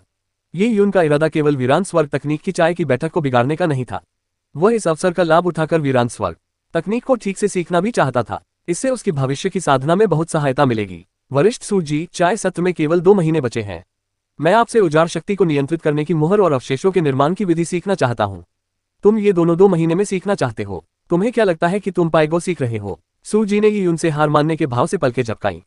हजारों हस्त मुद्रा तकनीकें हैं, तुम कौन सी सीखना चाहते हो? ये यून ने कहा, मैं केवल 2 तकनीकें सीखना चाहता हूँ। एक जो उजाड़ शक्ति को नियंत्रित कर सके और दूसरी जिसका उपयोग अवशेष बनाने के लिए किया जाता है। ये यून खुद को अच्छी तरह जानता था। उसकी समझ अच्छी थी, फिर भी उसके लिए सैकड़ों हस्तरेखा तकनीकें सीखना अव्यावहारिक था। इसलिए ये उनके पास अपने पहले विकल्प को छोड़ने के अलावा कोई विकल्प नहीं था और उसने 2 विकल्प चुने। हालांकि 2 तकनीकों को चुनने से कई सीमाएं सामने आईं। जैसा कि सूजी ने अभी कहा था, एक निश्चित स्तर का निर्जन स्वर्ग का गुरु शुरुआत में कम से कम 100 तकनीकों को सीख लेता है। एक अच्छे रसोइये की तरह खाना पकाने का केवल एक ही तरीका नहीं हो सकता, जैसे कि भुना हुआ भूनना। अलग अलग व्यंजन अलग अलग तरीकों से बनाए जाते थे। इसमें भूनने, जल्दी तलने, डीप फ्राई करने, उबालने, धुआं देने, अचार बनाने आदि कई तरीके थे। अलग अलग सामग्रियों के लिए सबसे उपयुक्त खाना पकाने की विधि का चुनाव करना पड़ता था। यही बात निर्जन स्वर्ग तकनीक पर भी लागू होती थी। यदि निर्जन स्वर्ग के उस्ताद की हस्त मुद्रा तकनीकें बहुत एकरूप होती तो उन्हें अनेक प्रतिबंधों का सामना करना पड़ता था।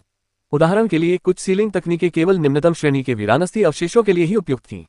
यह विधि सरल थी, इसमें मानसिक शक्ति का कम उपयोग होता था, ये तेज थी और इसकी सफलता दर अच्छी थी। हालांकि शक्तिशाली वीरान आत्माओं के विरुद्ध इस प्रकार की सीलिंग तकनीकें बिल्कुल भी कारगर नहीं थीं और अनुपयोगी थीं। उच्च श्रेणी के वीरान अस्थि अवशेषों को परिष्कृत करने के लिए उन्नत तकनीकों का उपयोग करना पड़ता था। ये तकनीकें जटिल, धीमी और अत्यधिक मानसिक शक्ति का उपभोग करती थीं। यहाँ तक कि एक कुशल वीरान अस्थि कलाकार को भी इस तकनीक का उपयोग करने के बाद विश्राम करना पड़ता था, क्योंकि यह बहुत अधिक ऊर्जा खर्च करती थी। और अगर इस तकनीक का इस्तेमाल निम्न गुणवत्ता वाले वीरान अस्थि अवशेषों को परिष्कृत करने के लिए किया जाता तो यह अतिशयोक्ति होती। कुछ अन्य सीलिंग तकनीकें भी थीं जो विशिष्ट मौलिक ऊर्जाओं के लिए उपयुक्त थीं। उदाहरण के लिए कुछ अग्नि के लिए उपयुक्त थीं और अन्य बर्फ के लिए। यदि मौलिक गुणधर्म मेल खाते हैं तो सीलिंग तकनीक से आधे प्रयास में दोगुने परिणाम प्राप्त होंगे। सफलता दर भी अधिक होगी। निष्कर्षतः यदि कोई उच्च श्रेणी की वस्तु को परिष्कृत करना चाहता था तो सीलिंग तकनीक अधिक जटिल और सीखने में कठिन थी। एक निर्जन स्वर्ग के स्वामी के पास जितनी अधिक तकनीकें होती थीं, निर्जन अस्थि अवशेष को परिष्कृत करते समय वह उतना ही अधिक लचीला हो सकता था। कभी कभी वे एक अवशेष को परिष्कृत करने के लिए कई तकनीकों को संयोजित कर सकते थे और यह निर्जन स्वर्ग के स्वामी की पसंद पर निर्भर करता था कि वह किस तकनीक का उपयोग करे। यदि सीलिंग तकनीक का चुनाव सही ढंग से किया गया था तो समझो आधी लड़ाई पहले ही जीत ली गई थी। चूंकि यी यून पहले ही दो तकनीकों को चुनने का फैसला कर चुका था, इसलिए वह विनाश की शक्ति को सील करने और अवशेषों के निर्माण के लिए केवल एक तकनीक ही चुन सकता था। फिर दोनों तकनीकों के लिए कुछ खास विशेषताओं की आवश्यकता थी। सबसे पहले उन्हें व्यापक रूप से लागू होना था और उन्हें किसी एक मौलिक ऊर्जा तक सीमित नहीं किया जा सकता था। उन्हें सभी प्रकार की मौलिक ऊर्जाओं के लिए उपयोग में लाया जा सकना चाहिए था। दूसरे, ये दोनों तकनीकें उच्च श्रेणी के जीर्ण अस्थि अवशेषों के शोधन के लिए लागू होनी चाहिए थी। वर्तमान यी यून काल में निम्न श्रेणी के जीर्ण अस्थि अवशेष अब उपयोगी नहीं रह गए थे। अंत में दोनों तकनीकें बहुत जटिल नहीं होनी चाहिए। यदि उन्हें 2 महीने में नहीं सीखा जा सकता तो वे बेकार हो जाएंगी। ये यून को डेसॉल्ट हेवन तकनीक की अच्छी समझ थी, इसलिए सूजी से डेसॉल्ट हेवन तकनीक सीखने की अनुमति मांगने से पहले ही उसने उन तकनीकों के बारे में सोच लिया था जिन्हें वह सीखना चाहता था। सीनियर सूजी, मैं जिन 2 तकनीकों को सीखना चाहता हूँ वे हैं वीरान शक्तियों को नियंत्रित करने के लिए मिस्टिक क्रिस्टल हैंड सीलिंग तकनीक और साथ ही अवशेषों के निर्माण के लिए स्मॉल थाउजेंड सील। इन दोनों तकनीकों ने यी यून की आवश्यकताओं को पूरा कर दिया था। इनका उपयोग न केवल उच्च श्रेणी के जीर्ण शीर्ण अस्थि अवशेषों को परिष्कृत करने के लिए किया जा सकता था, बल्कि ये सीखने में भी आसान थे और व्यापक रूप से लागू किए जा सकते थे। चूंकि इन दोनों तकनीकों में ऐसी विशेषताएं थीं, इसका मतलब ये था कि वे कोई असाधारण विधि नहीं थी। इन तकनीकों को सीखना आसान था, लेकिन उसी के अनुरूप इन दोनों तकनीकों की सफलता दर बहुत कम थी। और चूंकि वे व्यापक रूप से लागू होते थे, इसलिए वीरान स्वर्ग तकनीक के दायरे में इसका मतलब यह था कि वे किसी भी चीज के लिए विशेषीकृत नहीं थे। डेसोलेट हेवन तकनीक विशेषज्ञता पर केंद्रित थी। प्रत्येक मौलिक ऊर्जा के लिए एक संबंधित तकनीक थी। मिस्टिक क्रिस्टल हैंड और स्मॉल थाउजेंड सील जैसी तकनीकें वास्तव में आम तकनीकें थीं जो आसानी से सड़कों पर मिल जाती थीं। डेसोलेट हेवन तकनीक में कुछ विशेष उपलब्धियां हासिल करने वाला कोई भी मास्टर इनका उपयोग करने की जहमत नहीं उठाता था। यहाँ तक कि असाधारण प्रतिभा वाले युवा डेसोलेट हेवन मास्टर के शिष्य भी इस तरह के एक ही तरीके को पसंद नहीं करते थे। कुछ ही छोटे पारिवारिक समूहों या छोटे संप्रदायों के निर्जन स्वर्ग के गुरु निर्जन अस्थि अवशेषों को अनायास ही परिष्कृत करते थे, जो इन छोटे संप्रदायों के शिष्यों के लिए एक अनमोल खजाना होते थे। ऐसी स्थिति में उनकी निर्जन स्वर्ग तकनीक का उत्कृष्ट होना या उनकी प्रतिभा का अधिक होना आवश्यक नहीं था। इसलिए वे सरल और निम्न स्तर की तकनीकों को सीखना पसंद करते थे। ये यून के इस फैसले को महत्वाकांक्षा से रहित बताते हुए भी सूजी को ये यून का फैसला बुद्धिमानी भरा लगा। सभी जानते थे कि उन्नत तकनीकें अच्छी होती हैं, लेकिन इससे क्या फर्क पड़ता है। इनका महत्व तभी था जब इन्हें सीखा जा सके। अगर इन्हें सीखा न जा सके तो ये निरर्थक थी। ऐसा लगता था कि हर कोई जानता था कि महान सम्राट बनना अच्छा है, लेकिन अगर कोई मार्शल आर्ट सीखना शुरू करते समय महान सम्राट बनने की इच्छा रखता था तो उसे शायद पागल समझा जाता था। ये यून की पृष्ठभूमि को देखते हुए मिस्टिक क्रिस्टल हैंड और स्मॉल थाउजेंड सील जैसी विद्याएं सीखना उसके लिए अपेक्षाकृत कठिन होगा। यहाँ तक कि इन्हें सीखना भी उसके लिए काफी अच्छा होगा। हालांकि भले ही ये यून ने मिस्टिक क्रिस्टल हैंड और स्मॉल थाउजेंड सील में महारत हासिल कर ली हो, फिर भी उसके लिए डेसोलेट हेवन तकनीक की चाय की बैठक में शामिल होने की कोई उम्मीद नहीं होगी। चाय के सत्र में हर कोई सबसे जटिल और सबसे कठिन तकनीकों का चयन करके अपने कौशल का प्रदर्शन करेगा। यदि कोई मिस्टिक क्रिस्टल हैंड या स्मॉल थाउजेंड सील का उपयोग करे तो इससे दूसरों के पेट हंसते हंसते फट जाएंगे। वरिष्ठ सूजी कैसा रहेगा? आखिरकार आपने मुझे नामात्र का शिष्य बना लिया है। मैं आपसे सिर्फ 2 तकनीकें सीख रहा हूँ। ये यून के बोलते ही सूजी ने आंखें घुमाते हुए कहा, अब जाकर याद आया कि तुम मेरे नाम के शिष्य हो। छोड़ो भी, मुझे तुम पर तरस आता है, इसलिए तुम्हें 2 सीलिंग तकनीक सिखाने में कोई हर्ज नहीं है। भविष्य में अगर तुम लिन परिवार छोड़कर सड़कों पर रहने लगो तो ये भी तुम्हारी आजीविका का साधन होगा, है ना? सूजी के ऐसे शब्द सुनकर ये यून अवाक रह गई। सड़कों पर रहना, अगर उसे लिन परिवार छोड़ने के लिए मजबूर भी होना पड़े तो भी यह इतना बुरा नहीं होना चाहिए, है ना? प्रश्नवाचक चिन्ह। ठीक है, मैं तुम्हें सिखा सकता हूँ, लेकिन पहले ही चेतावनी दे दूं। वीरान स्वर्ग तकनीक की चाय पार्टी के बारे में भूल जाओ। उस समय मैं तुम्हें ज्ञान बढ़ाने के लिए ले जाऊंगा। अपनी तकनीकें दिखाने की बात हो तो मुझे शर्मिंदा मत करना। मुझे अपनी इज्जत की परवाह है और मैं भविष्य में वीरान स्वर्ग तकनीक के मंडलों में शामिल होना चाहता हूँ। अगर तुम ये दो तकनीकें जो सड़कों पर आसानी से मिल जाती हैं दिखाओ तो शेंतु कुल के कछुए जैसे पोते भी हंसते हंसते मर जाएंगे। भले ही तुम नामात्र के शिष्य हो, लेकिन नामात्र का शिष्य भी शिष्य ही होता है। तुम जो कुछ भी करते हो वो मुझे दर्शाता है, समझे? सू जी ने यी यून को गंभीरतापूर्वक समझाया।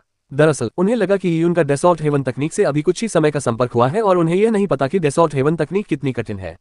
यी यून को दोनों तकनीकें सिखाने के बाद कठिनाई का पता चल जाएगा। चाय के सत्र की बात करें तो निर्जन स्वर्ग के उस्ताद और प्रतिभाशाली लोग अपनी तकनीकों का प्रदर्शन करने के लिए एकत्रित होते थे। उनका प्रदर्शन इतना शानदार होता था कि आंखों को उसे देखकर आनंदित होना असंभव हो जाता था। अपने कौशल का प्रदर्शन करना इस बारे में नहीं था कि सबसे अच्छी तकनीक कौन सी है, बल्कि इस बारे में था कि सबसे कठिन तकनीक कौन सी है। उस क्षण यी यून को प्रतिभाशाली लोगों और अपने बीच का अंतर दिखाई देगा। शायद तब उसे एहसास होगा कि उसके विचार शुरू में कितने बचकाने थे। जब तक यी यून का दिमाग सही था तब तक वह प्रशिक्षण लेने के लिए मंच पर नहीं जाता था। शेनतू नानुटियन के साथ उसकी दुश्मनी थी, तो क्या शेनतू नानुटियन के सामने एक मस्खरा बनकर रह जाना उसके लिए पागलपन नहीं होगा? धन्यवाद सीनियर सू। यी यून बेहद खुश थी। सू जी की डेसोलेट हेवन तकनीक के स्तर में कोई संदेह नहीं था, इसलिए उनकी शिक्षाओं से आधे प्रयास में दोगुना परिणाम प्राप्त होगा। अपने रूप को छुपाने की बात करें तो सू जी ने अपनी ठुड्डी सहलाते हुए कहा, शेनतू परिवार के पुराने राक्षसों को छल में फंसाने के लिए वेश बदलना बहुत मुश्किल है। हालांकि एक बहुत ही सरल तरीका है और वह है मुखौटा पहनना। इस दुनिया में कई दुर्लभ सामग्रियां हैं जो इंद्रियों की बोध शक्ति को पूरी तरह से अवरुद्ध कर सकती हैं। यहां तक कि एक दिव्य राजा भी कुछ भी महसूस नहीं कर पाएगा। और मेरे पास ऐसा ही एक मुखौटा है।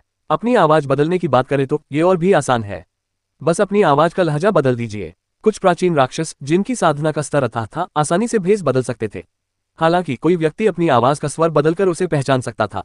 चाहे कोई कितना भी शक्तिशाली क्यों न हो, स्वर बदलने के बाद उसकी असली आवाज का अनुमान लगाना असंभव था, क्योंकि दोनों का आपस में कोई संबंध नहीं था। वाह, ये तो बहुत बढ़िया है, ये यून ने खुशी से कहा। मुखौटा पहनना कोई अजीब बात नहीं थी। योद्धाओं की दुनिया में ऐसे बहुत से लोग होते हैं जिनकी आदतें दूसरों से अलग होती हैं। इसके अलावा शेनतू नानुटियन को बिल्कुल भी अंदाजा नहीं होगा कि वह तियान युआन की दुनिया में आया था और उसने निर्जन स्वर तकनीक के चाय सत्र में भाग लिया था। तो फिर सीनियर सू जी, बिना देर किए अगर आपके पास अभी समय हो तो कृपया मुझे मिस्टिक क्रिस्टल हैंड तकनीक और स्मॉल थाउजेंड सील तकनीक सिखाएं। चूंकि केवल 2 महीने बचे थे, इसलिए समय बहुत कीमती था, इसलिए ही उनको स्वाभाविक रूप से हर अवसर का लाभ उठाना पड़ा। सू जी ने चिढ़ते हुए अपनी दाढ़ी को चुटकी से पकड़ा और कहा, ठीक है, मैं तुम्हें ये 2 तकनीकें सिखा दूंगा। मेरा समय कीमती है। अध्याय 379 निर्जन स्वर्ग तकनीक में शीघ्रता से महारत हासिल करना। सू जी के आवासीय क्षेत्र में एक बड़ा हॉल था जो निर्जन स्वर्ग तकनीक का अभ्यास करने के लिए बना था। ये सू जी का अपना अभ्यास कक्ष नहीं था, बल्कि लिन परिवार के निर्जन स्वर्ग गुरुओं के शिष्यों के लिए अपनी निर्जन स्वर्ग तकनीक का अभ्यास करने का कमरा था। ये यून हॉल के बीच में गई और उसने देखा कि वीरान स्वर्ग तकनीक से बनी पत्थर की बेंचें हॉल में करीने से सजी हुई थी।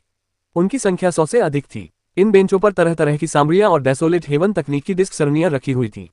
डेसोलेट हेवन तकनीक के वस्त्र पहने हुए लोग बेंचों के बीच लगातार आते जाते रहे। वहां बुजुर्गों की कोई कमी नहीं थी और सुसंस्कृत दिखने वाले मध्यम आयु वर्ग के पुरुष और महिलाएं भी मौजूद थीं। ये लोग स्पष्ट रूप से लिन परिवार की वीरान स्वर्ग मास्टर सेना की रीढ़ थे। इन निर्जन स्वर्ग के गुरुओं के अलावा यहाँ दोनों लिंगों के अन्य युवक भी मौजूद थे। स्पष्टतः वे शिष्य थे। एल्डर सू, आप वापस आ गए। वीरान स्वर्ग तकनीक का चोला पहने एक अधेड़ उम्र के व्यक्ति ने सू जी का अत्यंत सम्मानपूर्वक अभिवादन किया। हे स्वर्ग के स्वामी सूर्य, बहुत दिनों बाद मिले। सू जी ने सिर हिलाया। अधेड़ उम्र के व्यक्ति ने यी की ओर एक नजर डाली और पूछा, क्या यह एल्डर सू का नया शिष्य है? सू जी के कारण अधेड़ उम्र के व्यक्ति ने यी को दोस्ताना अंदाज में देखा। ये यून ने मुट्ठी जोड़कर विनम्रतापूर्वक प्रणाम किया। हाँ, प्रतिभाशाली और आकर्षक व्यक्तित्व वाला आदमी। एल्डर सू का शिष्य जरूर असाधारण होगा। तुम तो वीरान स्वर्ग तकनीक में बहुत निपुण होगे।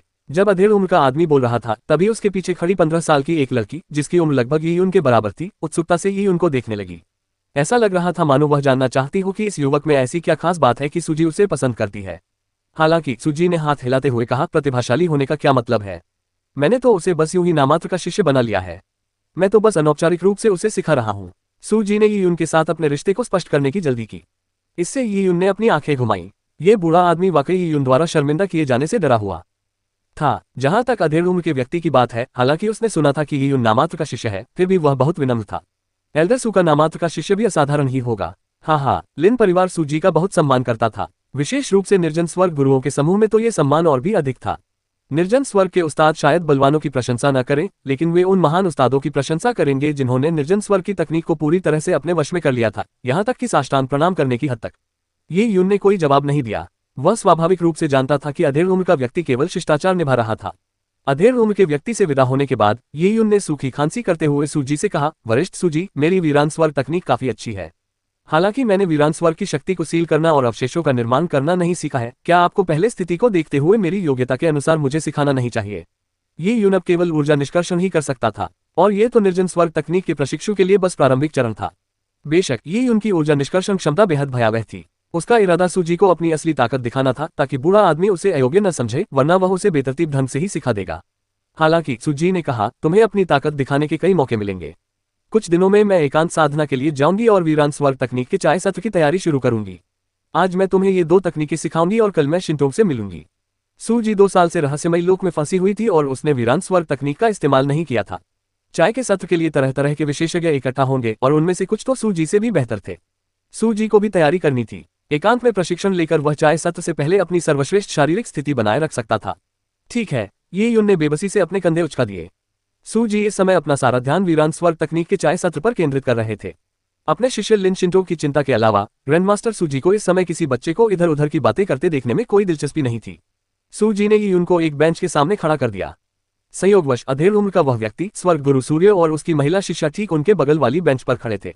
यह अधेड़ उम्र का आदमी छोटी बच्ची को निर्जन स्वर्ग तकनीक सिखा रहा था।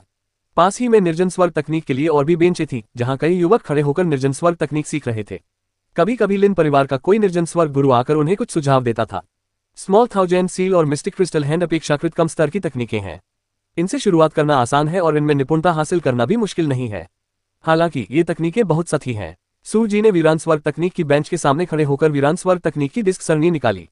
डिस्क सरणी पर हरे रंग की वीरान हड्डी रखी हुई थी। वह निर्जन हड्डी लगभग 1 फुट लंबी थी। वह अच्छी गुणवत्ता की थी, लेकिन उसके भीतर मौजूद निर्जन शक्तियों में थोड़ी गड़बड़ी थी। संभवतः वह किसी जनरल रैंक के निर्जन जानवर की हड्डी थी। सूजी ने लापरवाही से अपनी उंगली से टैप किया और निर्जन हड्डी जोर से कांपने लगी।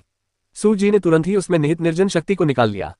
ये युन ने अपनी नंगी आंखों से देखा कि उस निर्जन हड्डी का रंग बदलने लगा। उसका मूल हरा रंग बदलकर धूसर सफेद हो गया, और इसी के अनुरूप सूजी की उंगलियों पर दिखाई देने वाला ऊर्जा प्रकाश का पिन स्पष्ट रूप से उस निर्जन हड्डी से निकाला गया ऊर्जा सार था। वह सारा ऊर्जा सार सूजी के हाथ पर एकत्रित हो गया था। ऊर्जा निकालने की इस तकनीक ने युन को आश्चर्यचकित कर दिया। इसे बहुत ही सहज और सरल तरीके से किया गया था। अगर ये युन बैंगनी क्रिस्टल का इस्तेमाल करके भी ऐसा करता तो भी वह सूजी जितनी तेजी से ऐसा नहीं कर पाता। हालांकि पर्पल क्रिस्टल की ऊर्जा पर नियंत्रण क्षमता अद्वितीय थी, फिर भी ये युन का पर्पल क्रिस्टल पर नियंत्रण पूर्णता से बहुत दूर था। बैंगनी क्रिस्टल की सबसे बड़ी खूबी ये थी कि वह हर स्तर की ऊर्जा के साथ काम कर सकता था, चाहे वह सामान्य निर्जन जीव हो, प्राचीन जड़ी बूटियां हो, तलवार और कृपाण मकबरे की उत्पत्ति की ऊर्जा हो, या फिर शुद्ध यान तलवार महल में मौजूद सील करने वाली ऊर्जा हो। ये सभी ऊर्जाएं बैंगनी क्रिस्टल के बराबर थीं। ये युन के लिए बैंगनी क्रिस्टल का उपयोग करके इन सभी ऊर्जाओं को अवशोषित करना बहुत आसान था। हालांकि ये युन के लिए बैंगनी क्रिस्टल को सक्रिय करना और बैंगनी क्रिस्टल को नियंत्रित करने की प्रक्रिया थोड़ी अधिक कठिन थी। ये युन की वर्तमान मानसिक शक्ति के साथ बैंगनी क्रिस्टल को नियंत्रित करना इतना आसान नहीं होगा। इसलिए वह सूजी की तरह एक निर्जन हड्डी से पल भर में सारी ऊर्जा निकालने में असमर्थ था। ये युन की खासियत ये थी कि चाहे वह सामान्य निर्जन हड्डियों से ऊर्जा निकाले या आदिम प्रजातियों की निर्जन हड्डियों से, ऊर्जा का स्तर एक समान ही होता था। संभवतः बैंगनी क्रिस्टल के लिए ये सभी ऊर्जाएं बहुत निम्न स्तर की थीं, इतनी निम्न कि वह उनमें अंतर नहीं कर पाता था। ये कुछ वैसा ही था जैसे युन एक हथौड़े से मुर्गी और बटेर के अंडे को कुचल दे। हथौड़े से दोनों को कुचलना तो आसान था, लेकिन हथौड़ा चलाना सबसे मुश्किल काम था। सूजी ने हरे रंग के ऊर्जा के गोले को हाथ में पकड़े हुए युन की ओर एक नजर डाली और आलस भरे लहजे में कहा, बच्चे ध्यान से देखो, यह मिस्टिक क्रिस्टल हैंड है। अगर तुम इसे कुछ बार करने के बाद भी नहीं सीख पाते तो मुझे न सिखाने के लिए दोष मत देना। सूजी के कहते ही उसकी उंगलियां चलने लगी, सीलें हवा में उड़ने लगी और हवा में सुंदर आकृतियां बनाने लगी। ये युन ने अपनी सांस रोककर ध्यान केंद्रित किया। उसने बैंगनी क्रिस्टल की ऊर्जा दृष्टि खोली। इस दृष्टि के माध्यम से ये युन सूजी से आने वाली प्रत्येक मोहर के भीतर मूल ऊर्जा के प्रवाह को स्पष्ट रूप से देख सकता था। सूजी की हरकतों को देखने के लिए ऊर्जा दृष्टि का उपयोग करना स्वाभाविक रूप से उसकी नंगी आंखों से देखने से अलग था। नग्न आंखों से देखने पर भी अंतर्दृष्टि और समझ प्राप्त करने के लिए व्यक्ति की आवश्यकता होती थी। हालांकि ऊर्जा दृष्टि की सहायता से वह ऊर्जा की गति को प्रत्यक्ष रूप से देख सकता था। दरअसल तथाकथित मोहरे ऊर्जा से संघनित रनिक रेखाएं मात्र थीं। इस ऊर्जा को देखकर रनिक रेखाओं के भीतर नियमों की उत्पत्ति को भी समझा जा सकता था। प्रत्येक निर्जन स्वर्ग के स्वामी निर्जन अस्थि अवशेष को परिष्कृत करना शुरू करते समय ऊर्जा नियमों की अपनी समझ को उजागर करने के लिए अपनी स्वयं की ऊर्जा का उपयोग करते थे। उसी तकनीक के परिणाम स्वरूप ऊर्जा के बारे में अभ्यासकर्ता की अपनी समझ के आधार पर पूरी तरह से अलग अलग स्तर के जीर्ण अस्थि अवशेष प्राप्त होंगे। पर्पल क्रिस्टल की ऊर्जा दृष्टि में ये युन सूजी के नियंत्रण में ऊर्जा को एक सुंदर पूर्ण सामंजस्य में गति करते हुए देख सकती थी। ये युन जानती थी कि सूजी सीलिंग तकनीकों में बहुत निपुण था। वह प्राकृतिक नियमों के पूर्ण अनुपालन में वीरान शक्ति को प्रवाहित कर सकता था। ऐसा करने से एक वीरान अस्थि अवशेष स्वाभाविक रूप से परिपूर्ण हो जाता था। इस समय अत्यधिक ऊर्जा के संचार के कारण सूजी के हाथ एकदम पारदर्शी हो गए। वे लगभग अपारदर्शी हो गए और इसी कारण से उन्हें रहस्यमयी क्रिस्टल हाथ नाम मिला। इस घटना को प्रदर्शित करने के लिए ये पूरी तरह से किसी व्यक्ति की मिस्टिक क्रिस्टल हैंड में महारत पर निर्भर था। अब ये युन ने देखा कि सूजी के हाथ क्रिस्टल की तरह थे। इसमें कोई संदेह नहीं था कि उसका मिस्टिक क्रिस्टल हैंड पहले से ही परिपूर्ण था। वीरान हड्डियों के भीतर मौजूद वीरान शक्तियों को सूजी ने तुरंत नियंत्रित कर लिया और वे एक जादुई रेखा चिन्ह में तब्दील हो गई। मिस्टिक क्रिस्टल हैंड के पूरा होने के बाद अगला चरण स्मॉल थाउजेंड सील का था। सूजी ने अपनी तकनीक बदली और उनके सामने वीरान स्वर्ग तकनीक की डिस्क सरणी घूमने लगी। वीरान स्वर्ग की शक्ति से संघनित सभी रूनिक रेखा चिन्ह डिस्क सरणी द्वारा अवशोषित कर लिए गए। सूजी के नियंत्रण में वे सभी एक में संघनित होने लगे। सूजी ने सैकड़ों से लेकर 1000 तक ऊर्जा की मोहरें भेजी। अंत में ऊर्जा की ये मोहरें आपस में जुड़कर एक चमकदार रोशनी उत्सर्जित करने लगी। डिंग! इस सफेद चमक में क्रिस्टल जैसी मनके के आकार की एक निर्जन हड्डी का अवशेष डिस्क सरणी पर गिरा, जिससे एक कुरकुरी ध्वनि निकली। सूजी ने युन की ओर मुड़कर कहा, अभी मैंने सील की गति को 10 गुना कम कर दिया। मेरी तकनीक का कितना हिस्सा तुमने देखा? तुम इसे कितने प्रतिशत तक दोहरा सकते हो? लेखक का नोट, पुस्तक समीक्षाओं में कुछ टिप्पणियां देखकर मैं बहुत निराश हो गई। आज केवल एक अध्याय ही लिख पाऊंगी। मेरा मन ठीक नहीं है, इसलिए मैं लिख नहीं पा रही हूँ। कल लिखूंगी। मैं ये स्पष्ट करना चाहती हूँ, मैंने देखा कि कई पाठक सोचते हैं कि दूर शादी करने वाली बेटी का अपने परिवार से कोई संबंध नहीं रह जाता। हालांकि मैंने पुस्तक में इसे बहुत स्पष्ट रूप से समझाया है, फिर भी उन्होंने इसे अनदेखा कर दिया। पुस्तक की दुनिया को छोड़ दे तो महिलाएं भी साधना कर महान महारानी बन सकती हैं। वे पूरी तरह स्वतंत्र हो सकती हैं और अपने भाग्य की स्वामी हो सकती हैं। शादी के बाद वे कैसे बेकार हो सकती हैं? प्राचीन चीन में भी, जहां महिलाओं को खेती बाड़ी करने का अधिकार नहीं था, न ही वे कोई पदाधिकारी बन सकती थी और न ही सरकारी परीक्षा दे सकती थी। भले ही महिलाओं की सामाजिक प्रतिष्ठा न हो, लेकिन बेटियों की शादी हो जाने के बाद भी वे बेकार नहीं हो जाती थी। जब हान सम्राट वू ने लियू फुलिंग को सम्राट झाओ बनाया, तो सबसे पहले उन्होंने सम्राट झाओ की जन्मदाता माँ लेडी झाओ की हत्या कर दी। उनका कारण था, युवा पुत्र, शक्तिशाली माँ, भविष्य में मुसीबतों का कोई अंत नहीं। झाओ परिवार को शक्ति प्राप्त करने से रोकने के लिए उन्होंने उन सभी महिलाओं को मार डाला जिनके साथ उन्होंने संबंध बनाए थे। ये कहना गलत नहीं होगा कि हान सम्राट वो एक दुष्ट व्यक्ति थे। वास्तव में यह उनकी दादी महारानी लू के कारण हुआ था, जिन्होंने उन्हें सबक सिखाया था। लू परिवार सत्ता में था और निरंकुश था। इसके बाद हान सम्राट वू की दादी डोजी ने दयनीय स्थिति में रहे दो परिवार को हान राजवंश का सबसे प्रमुख परिवार बना दिया, जिससे उन्हें कुछ 100 वर्षों तक हान के दोनों ओर सर्वशक्तिशाली होने का अवसर मिला। अकेले दो परिवार में ही 3 महारानियां थीं, साथ ही 4 प्रमुख कुलीन व्यक्ति भी थे। और यह कोई महान महारानी नहीं, बल्कि एक आम महारानी थी। महान महारानी कौन थी? वू ज़ेटियन। मुझे ज्यादा कुछ कहने की जरूरत नहीं है। जब तांग राजवंश के दौरान वू ज़ेटियन सत्ता में थी, तब शाही परिवार के लिए परिवार को भी वू परिवार के सामने झुकना पड़ा था। और जब ली शिमिन ने वू ज़ेटियन को एक प्रतिभाशाली व्यक्ति के रूप में महल में लाया, तो ऐतिहासिक अभिलेखों के अनुसार उन्हें उनके बचपन के प्रेमी से अलग करना पड़ा था। फिर भी वू ज़ेटियन ने बदला नहीं लिया। लोगों के विचार युवावस्था और वृद्धावस्था में अलग अलग होते हैं। लोग ऐसा क्यों सोचते हैं कि लिन शिंटो की शादी के बाद उनका अपने परिवार से कोई संबंध नहीं रहेगा? कुछ लोगों का मानना है कि लिन परिवार के बड़े बुजुर्ग बचकाना या मूर्ख हैं, जो सोचते हैं कि शेंतु परिवार लिन परिवार के बिना जीवित नहीं रह पाएगा। दरअसल कुछ पाठकों को, चाहे किताब में इसे किसी भी तरह से लिखा गया हो, यहाँ तक कि भले ही मैं कोई उपन्यास नहीं बल्कि ऐतिहासिक तथ्य लिख रहा हूँ, फिर भी यह हास्यास्पद लग सकता है, क्योंकि यह उनके विचारों से मेल नहीं खाता। उन्हें लगता है कि किताब के पात्रों की बुद्धि इतनी कम है कि उन्हें पढ़ने का मन ही नहीं करता। हर किसी का दुनिया को देखने का अपना नजरिया होता है। ऐसे में एक लेखक के लिए लिखना बहुत मुश्किल हो जाता है।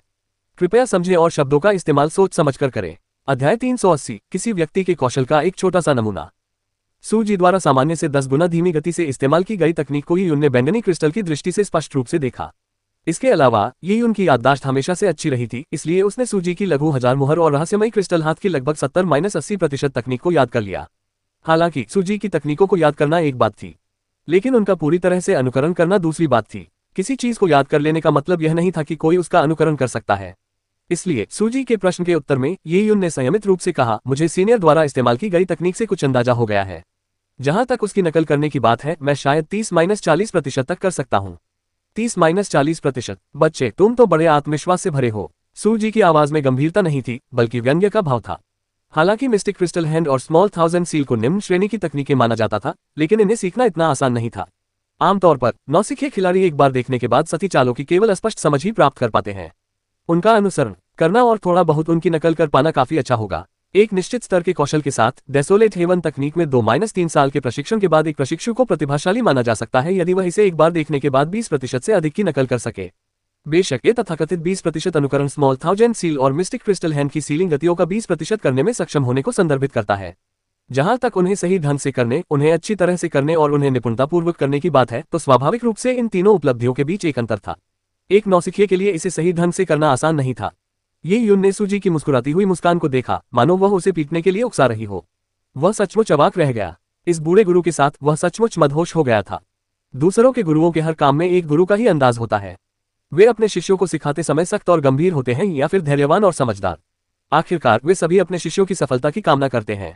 लेकिन ये बूढ़ा आदमी कभी गंभीर नहीं होता था और ऐसा लगता था मानो वह हर समय एक मस्खरे की तरह हंस रहा हो। अपने शिष्य को सिखाने और उससे सवाल पूछने के बाद भी ऐसा लगता था मानो हम कोई मजाक देख रहे हो। ये यून ने कुछ और कहने की जहमत नहीं उठाए और अपने अंतरस्थानिक वलय से एक निर्जन स्वर तकनीक डिस्क सरणी निकाली। जैसे ही वह एक उच्च श्रेणी की निर्जन हड्डी से अभ्यास करने की तैयारी कर रहा था, सूजी ने एक सामान्य निर्जन हड्डी निकाली और उसे ये यून पर फेंक दिया। इसका इस्तेमाल करें। ये यून ने भौहें चढ़ा ली। बेशक आपको लगता है कि यह काफी नहीं है। वीरान स्वर तकनीक का अभ्यास करते समय आपको एक मजबूत नींव रखनी होगी। दौड़ने से पहले चलना सीखिए। आप वीरान स्वर तकनीक का अभ्यास करते हुए अभी ज्यादा समय नहीं हुआ है। पहले 1 या 2 साल तक सामान्य वीरान हड्डी का अभ्यास कीजिए। किसी और चीज के बारे में बात करने से पहले 10,000 से अधिक वीरान हड्डियों के अवशेषों को परिष्कृत कीजिए। सामान्य वीरान हड्डी में निहित कम गुणवत्ता वाली वीरान शक्ति को कम मत समझो। इसके नियम अभी भी वही हैं और सामान्य वीरान हड्डी की ऊर्जा को नियंत्रित करना कहीं अधिक आसान है। यह आपको एक परिपूर्ण नियम निर्माण मार्ग के करीब ले जाएगा। निर्जन स्वर तकनीक का ध्यान आधारभूत संरचना पर केंद्रित था, इसलिए जब निर्जन स्वर के गुरु अभ्यास करते थे तो वे सबसे सरल निर्जन अस्थि से शुरुआत करते थे। सूजी भी उनमें से एक थे। जब उन्होंने पहली बार निर्जन स्वर तकनीक का अभ्यास किया तो उन्होंने भी 10,000 से अधिक सामान्य निर्जन अस्थि अवशेषों को परिष्कृत करने का ईमानदार मार्ग अपनाया। ये यून ने सूजी से कोई बहस नहीं की। गुरु होने के नाते सूजी के अपने विचार होना स्वाभाविक था। ये कुछ वैसा ही था जैसा उसने अपने पिछले जन्म में सुना था, लियोनार्डो दा विंची द्वारा अंडे का चित्र बनाना। किंवदंती के अनुसार जब लियोनार्डो दा विंची चित्रकारी सीख रहे थे तो उनके गुरु ने उन्हें बार बार मुर्गी के अंडे बनाने के लिए कहा था। यह शायद उनकी वर्तमान स्थिति के समान ही था। ये यून ने सामान्य निर्जन हड्डी को उठाया और बैंगनी क्रिस्टल की मदद से वह निर्जन हड्डी के भीतर प्रवाहित होने वाली प्रत्येक ऊर्जा को स्पष्ट रूप से महसूस कर सकता था। और बगल में सन उपनाम वाला अधेड़ उम्र का व्यक्ति और उसका शिष्य भी ये यून को देख रहे थे। सन उपनाम वाले अधेड़ उम्र के व्यक्ति ने ये यून को देखा और उसके एकाग्र भाव की प्रशंसा की। उन्होंने धीरे से सिर हिलाया और कहा, सूजी, आपका शिष्य विचलित नहीं है और उसकी सांसें स्थिर हैं। वह एक उत्तम संतान है। वह कितने समय से निर्जन स्वर तकनीक का अभ्यास कर रहा है? सूजी ने कहा, वह इसे कुछ ही महीनों से सीख रहा है। मैंने उसे अभी हाल ही में शिष्य के रूप में लिया है। इससे पहले उसने किसी और से डेजोलेट हेवन तकनीक सीखी थी। अगर उसे शुरू से ही मुझसे शिक्षा मिलती तो उसका स्तर निश्चित रूप से अभी से कहीं बेहतर होता, सूजी ने आत्मविश्वास से कहा। हालांकि उसने अभी अभी वीरान स्वर तकनीक की चाय की बैठक में शामिल होने वाले बूढ़े लोगों को पाखंडी और घमंडी बताया था, जो सारा दिन दिखावा करना चाहते थे, लेकिन सूजी वास्तव में यह भूल गया था कि वह खुद भी उन्हीं में से एक था। हाँ, एल्डर सू सही कह रहे हैं। एल्डर सू की शिक्षाओं से तो स्तर और भी ऊंचा हो जाएगा। एल्डर सू में घिनौनी और सड़ी हुई चीजों को दुर्लभ और दिव्य में बदलने की क्षमता है। सन उपनाम वाले अधेड़ व्यक्ति ने हंसते हुए कहा। सूजी ने अधेड़ उम्र के व्यक्ति की प्रशंसा को चुपचाप स्वीकार कर लिया। उसने सहजता से एक कप चाय ली। चाय पीते हुए उसने ये यून को उसकी निर्जन स्वर तकनीक का प्रदर्शन करते देखा। ये यून ने गहरी सांस ली और हाथ में निर्जन हड्डी ली अपनी आध्यात्मिक ऊर्जा को बैंगनी क्रिस्टल में समाहित कर दिया। तभी उसके मन में एक जानी पहचानी भावना उमड़ पड़ी। पल भर में बैंगनी क्रिस्टल की दृष्टि में ये यून अपने हाथ में पड़ी निर्जीव हड्डी के भीतर ऊर्जा के हर एक कण और कण को देख सका। जब तक उसकी इच्छा होती तब तक उसमें मौजूद सारी ऊर्जा रेशम की कटाई की तरह निकाल ली जाती। ये यून ने अपने हाथों से मुद्राएं बनाना शुरू किया। ये यून के लिए ऊर्जा निष्कर्षण में इन मुद्राओं का उपयोग करना व्यर्थ था। यह उसके लिए केवल एक प्रकार का छिपाव था। ये यून ने जिन मुहरों का इस्तेमाल किया वे वही थी जो ग्रैंडमास्टर युहुआ ने उसे अतीत में सिखाई थी। ये नौसिखियों द्वारा इस्तेमाल की जाने वाली एक विधि थी। हेवन मून सील। उनकी तकनीक स्थिर है और जल्दबाजी नहीं है। ये काफी अच्छी तरह से किया गया है। सन उपनाम वाले व्यक्ति ने मूल्यांकन किया। सूजी ने चाय का प्याला अपने मुंह से थोड़ा हटाया। उसे कभी उम्मीद नहीं थी कि इस बच्चे में कुछ हुनर होगा। अगर उसने कुछ ही महीनों में वीरान स्वर तकनीक सीखी थी तो इस स्तर के हिसाब से तो उसमें वाकई अच्छी प्रतिभा थी। इस समय सूजी और अधेड़ उम्र के व्यक्ति को ही उनके हाथ में मौजूद निर्जन हड्डी से निकल रही बैंगनी प्रकाश की किरणें दिखाई नहीं दे रही थी। निर्जन हड्डी से असंख्य प्रकाश बिंदु निकले और परी जैसी आकृतियों की तरह ही उनके चारों ओर चक्कर लगाने लगे। बैंगनी क्रिस्टल द्वारा ऊर्जा सोखने की घटना केवल ये यूं ही देख सकता था। ऐसा लग रहा था मानो किसी रहस्यमय नियम ने दूसरों को इसे समझने से रोक रखा हो। सूजी और अधेड़ उम्र के व्यक्ति को केवल इतना ही महसूस हुआ कि ये यून द्वारा निर्जीव हड्डी से ऊर्जा को निरंतर गति से निकाला जा रहा था। पूरी प्रक्रिया बहुत ही सुचारू रूप से संपन्न हुई। एक साधारण निर्जन हृदय से ये यून की महानता का अंदाजा नहीं लगाया जा सकता था, लेकिन फिर भी ऊर्जा प्रवाह के परिपूर्ण पथ ने उस अधेड़ उम्र के व्यक्ति को आश्चर्यचकित कर दिया। एल्डर सू, आपने कब कहा था कि आपका ये शिष्य निर्जन स्वर तकनीक सीख रहा है? ओह, सूजी ने आदतवश अपनी दाढ़ी खींचनी शुरू कर दी। उसने कभी सोचा भी नहीं था कि यून इतनी गहराई से ऐसा करेगा। क्या ये लड़का मुझे धोखा दे रहा है? उन्हें यह विश्वास करना कठिन लग रहा था कि यून ने केवल 2 महीने तक वीरान स्वर तकनीक का अध्ययन करके यह उपलब्धि हासिल कर ली। यदि ऐसा था तो उनकी प्रतिभा लगभग लिन शिंटोग के स्तर तक पहुंच रही थी। लिन शिंटोग एक प्रतिभाशाली व्यक्ति थे। इतनी लंबी आयु तक जीवित रहने के बाद उनके लिए ऐसा अनमोल शिष्य पाना आसान नहीं था। उन्होंने तो उसे अपना उत्तराधिकारी बनाने की योजना भी बना रखी थी। हालांकि कुछ डेसोलेट हेवन तकनीक के धुरंधरों की प्रतिभा लिन शिंटो के करीब थी, फिर भी यह काफी सामान्य बात थी। लेकिन ये यून एक ऐसा बच्चा था जिससे उसकी मुलाकात क्लाउड वाइल्डनेस में संयोगवश हुई थी। उस समय वह कोई खास नहीं लग रहा था। ऐसे में जब सूजी को यह एहसास हुआ कि ये यून की डेसोलेट हेवन तकनीक की प्रतिभा वास्तव में लिन शिंटो के बराबर है, तो भला वह हैरान क्यों नहीं होता। उस लड़के ने कहा कि उसने कुछ महीनों तक खुद ये तकनीक सीखी थी। मुझे भी नहीं पता कि यह सच है या नहीं। अभी तो वह ठीक ठाक लग रहा है, और जब मैंने पहली बार डेसोलेट हेवन तकनीक सीखना शुरू किया था तब के मेरे स्तर का लगभग आधा है। सूजी बोलते समय हल्की सी आवाज निकाल रहा था। अधेड़ उम्र का आदमी बिना कुछ कहे मुस्कुरा रहा था। इस समय ये यून ने उजाड़ हड्डी से उजाड़ शक्ति निकालने के बाद रहस्यमयी क्रिस्टल हाथ का प्रयोग करना शुरू कर दिया। उसके मन में सूजी द्वारा किए गए कार्य चल रहे थे। ऊर्जा के प्रत्येक प्रवाह की उसे स्पष्ट याद थी। रहस्यमयी क्रिस्टल हाथ, पहली मुहर। ये यून ने अपनी 10 उंगलियों को हिलाना शुरू किया और मुहरें बनाना शुरू कर दिया। पहली मुहर उसी के द्वारा भेजी गई थी। क्रिया की नकल करना बहुत आसान था। योद्धाओं की स्मृति असाधारण होती है, इसलिए वे इसे एक बार देखने के बाद ही हूबहू दोहरा सकते थे। हालांकि असली मुश्किल तो विनाश की शक्ति को इच्छित मुहर में संघनित करने में थी। हालांकि ये यून के लिए पावर ऑफ डेसोलेट्स का मार्गदर्शन करना भी कोई कठिन काम नहीं था, क्योंकि उसके पास पर्पल क्रिस्टल था। अतः ये यून के मार्गदर्शन में उजाड़ की शक्ति पहले रूनिक मुहर में संघनित हो गई। ये हवा में फड़फड़ाती हुई एक छोटी बैंगनी तितली की तरह थी। इसके बाद दूसरी मुहर। ये यून ने जो देखा था उसी की नकल की और एक और जादुई मुहर भेजी। वह हवा में लहराने लगी। ये सब उसने बड़ी सहजता और आराम से किया। जब पहली रूनिक मुहर भेजी गई तो सूजी ने कोई खास प्रतिक्रिया नहीं दी। हालांकि जब उसने देखा कि दूसरी रूनिक मुहर भी उतनी ही सटीक है तो वह थोड़ा अचंभित रह गया। इसके बाद तीसरी और चौथी रूनिक मुहरें एक के बाद एक हवा में उड़ती हुई दिखाई दी। धीरे धीरे सूजी का मुंह खुला का खुला रह गया। क्या ये लड़का सच में गंभीर है? ये यून ने न केवल मुहरें बनाने में सफलता प्राप्त की, बल्कि ऊर्जा रूपों का निर्माण भी बहुत कुशलता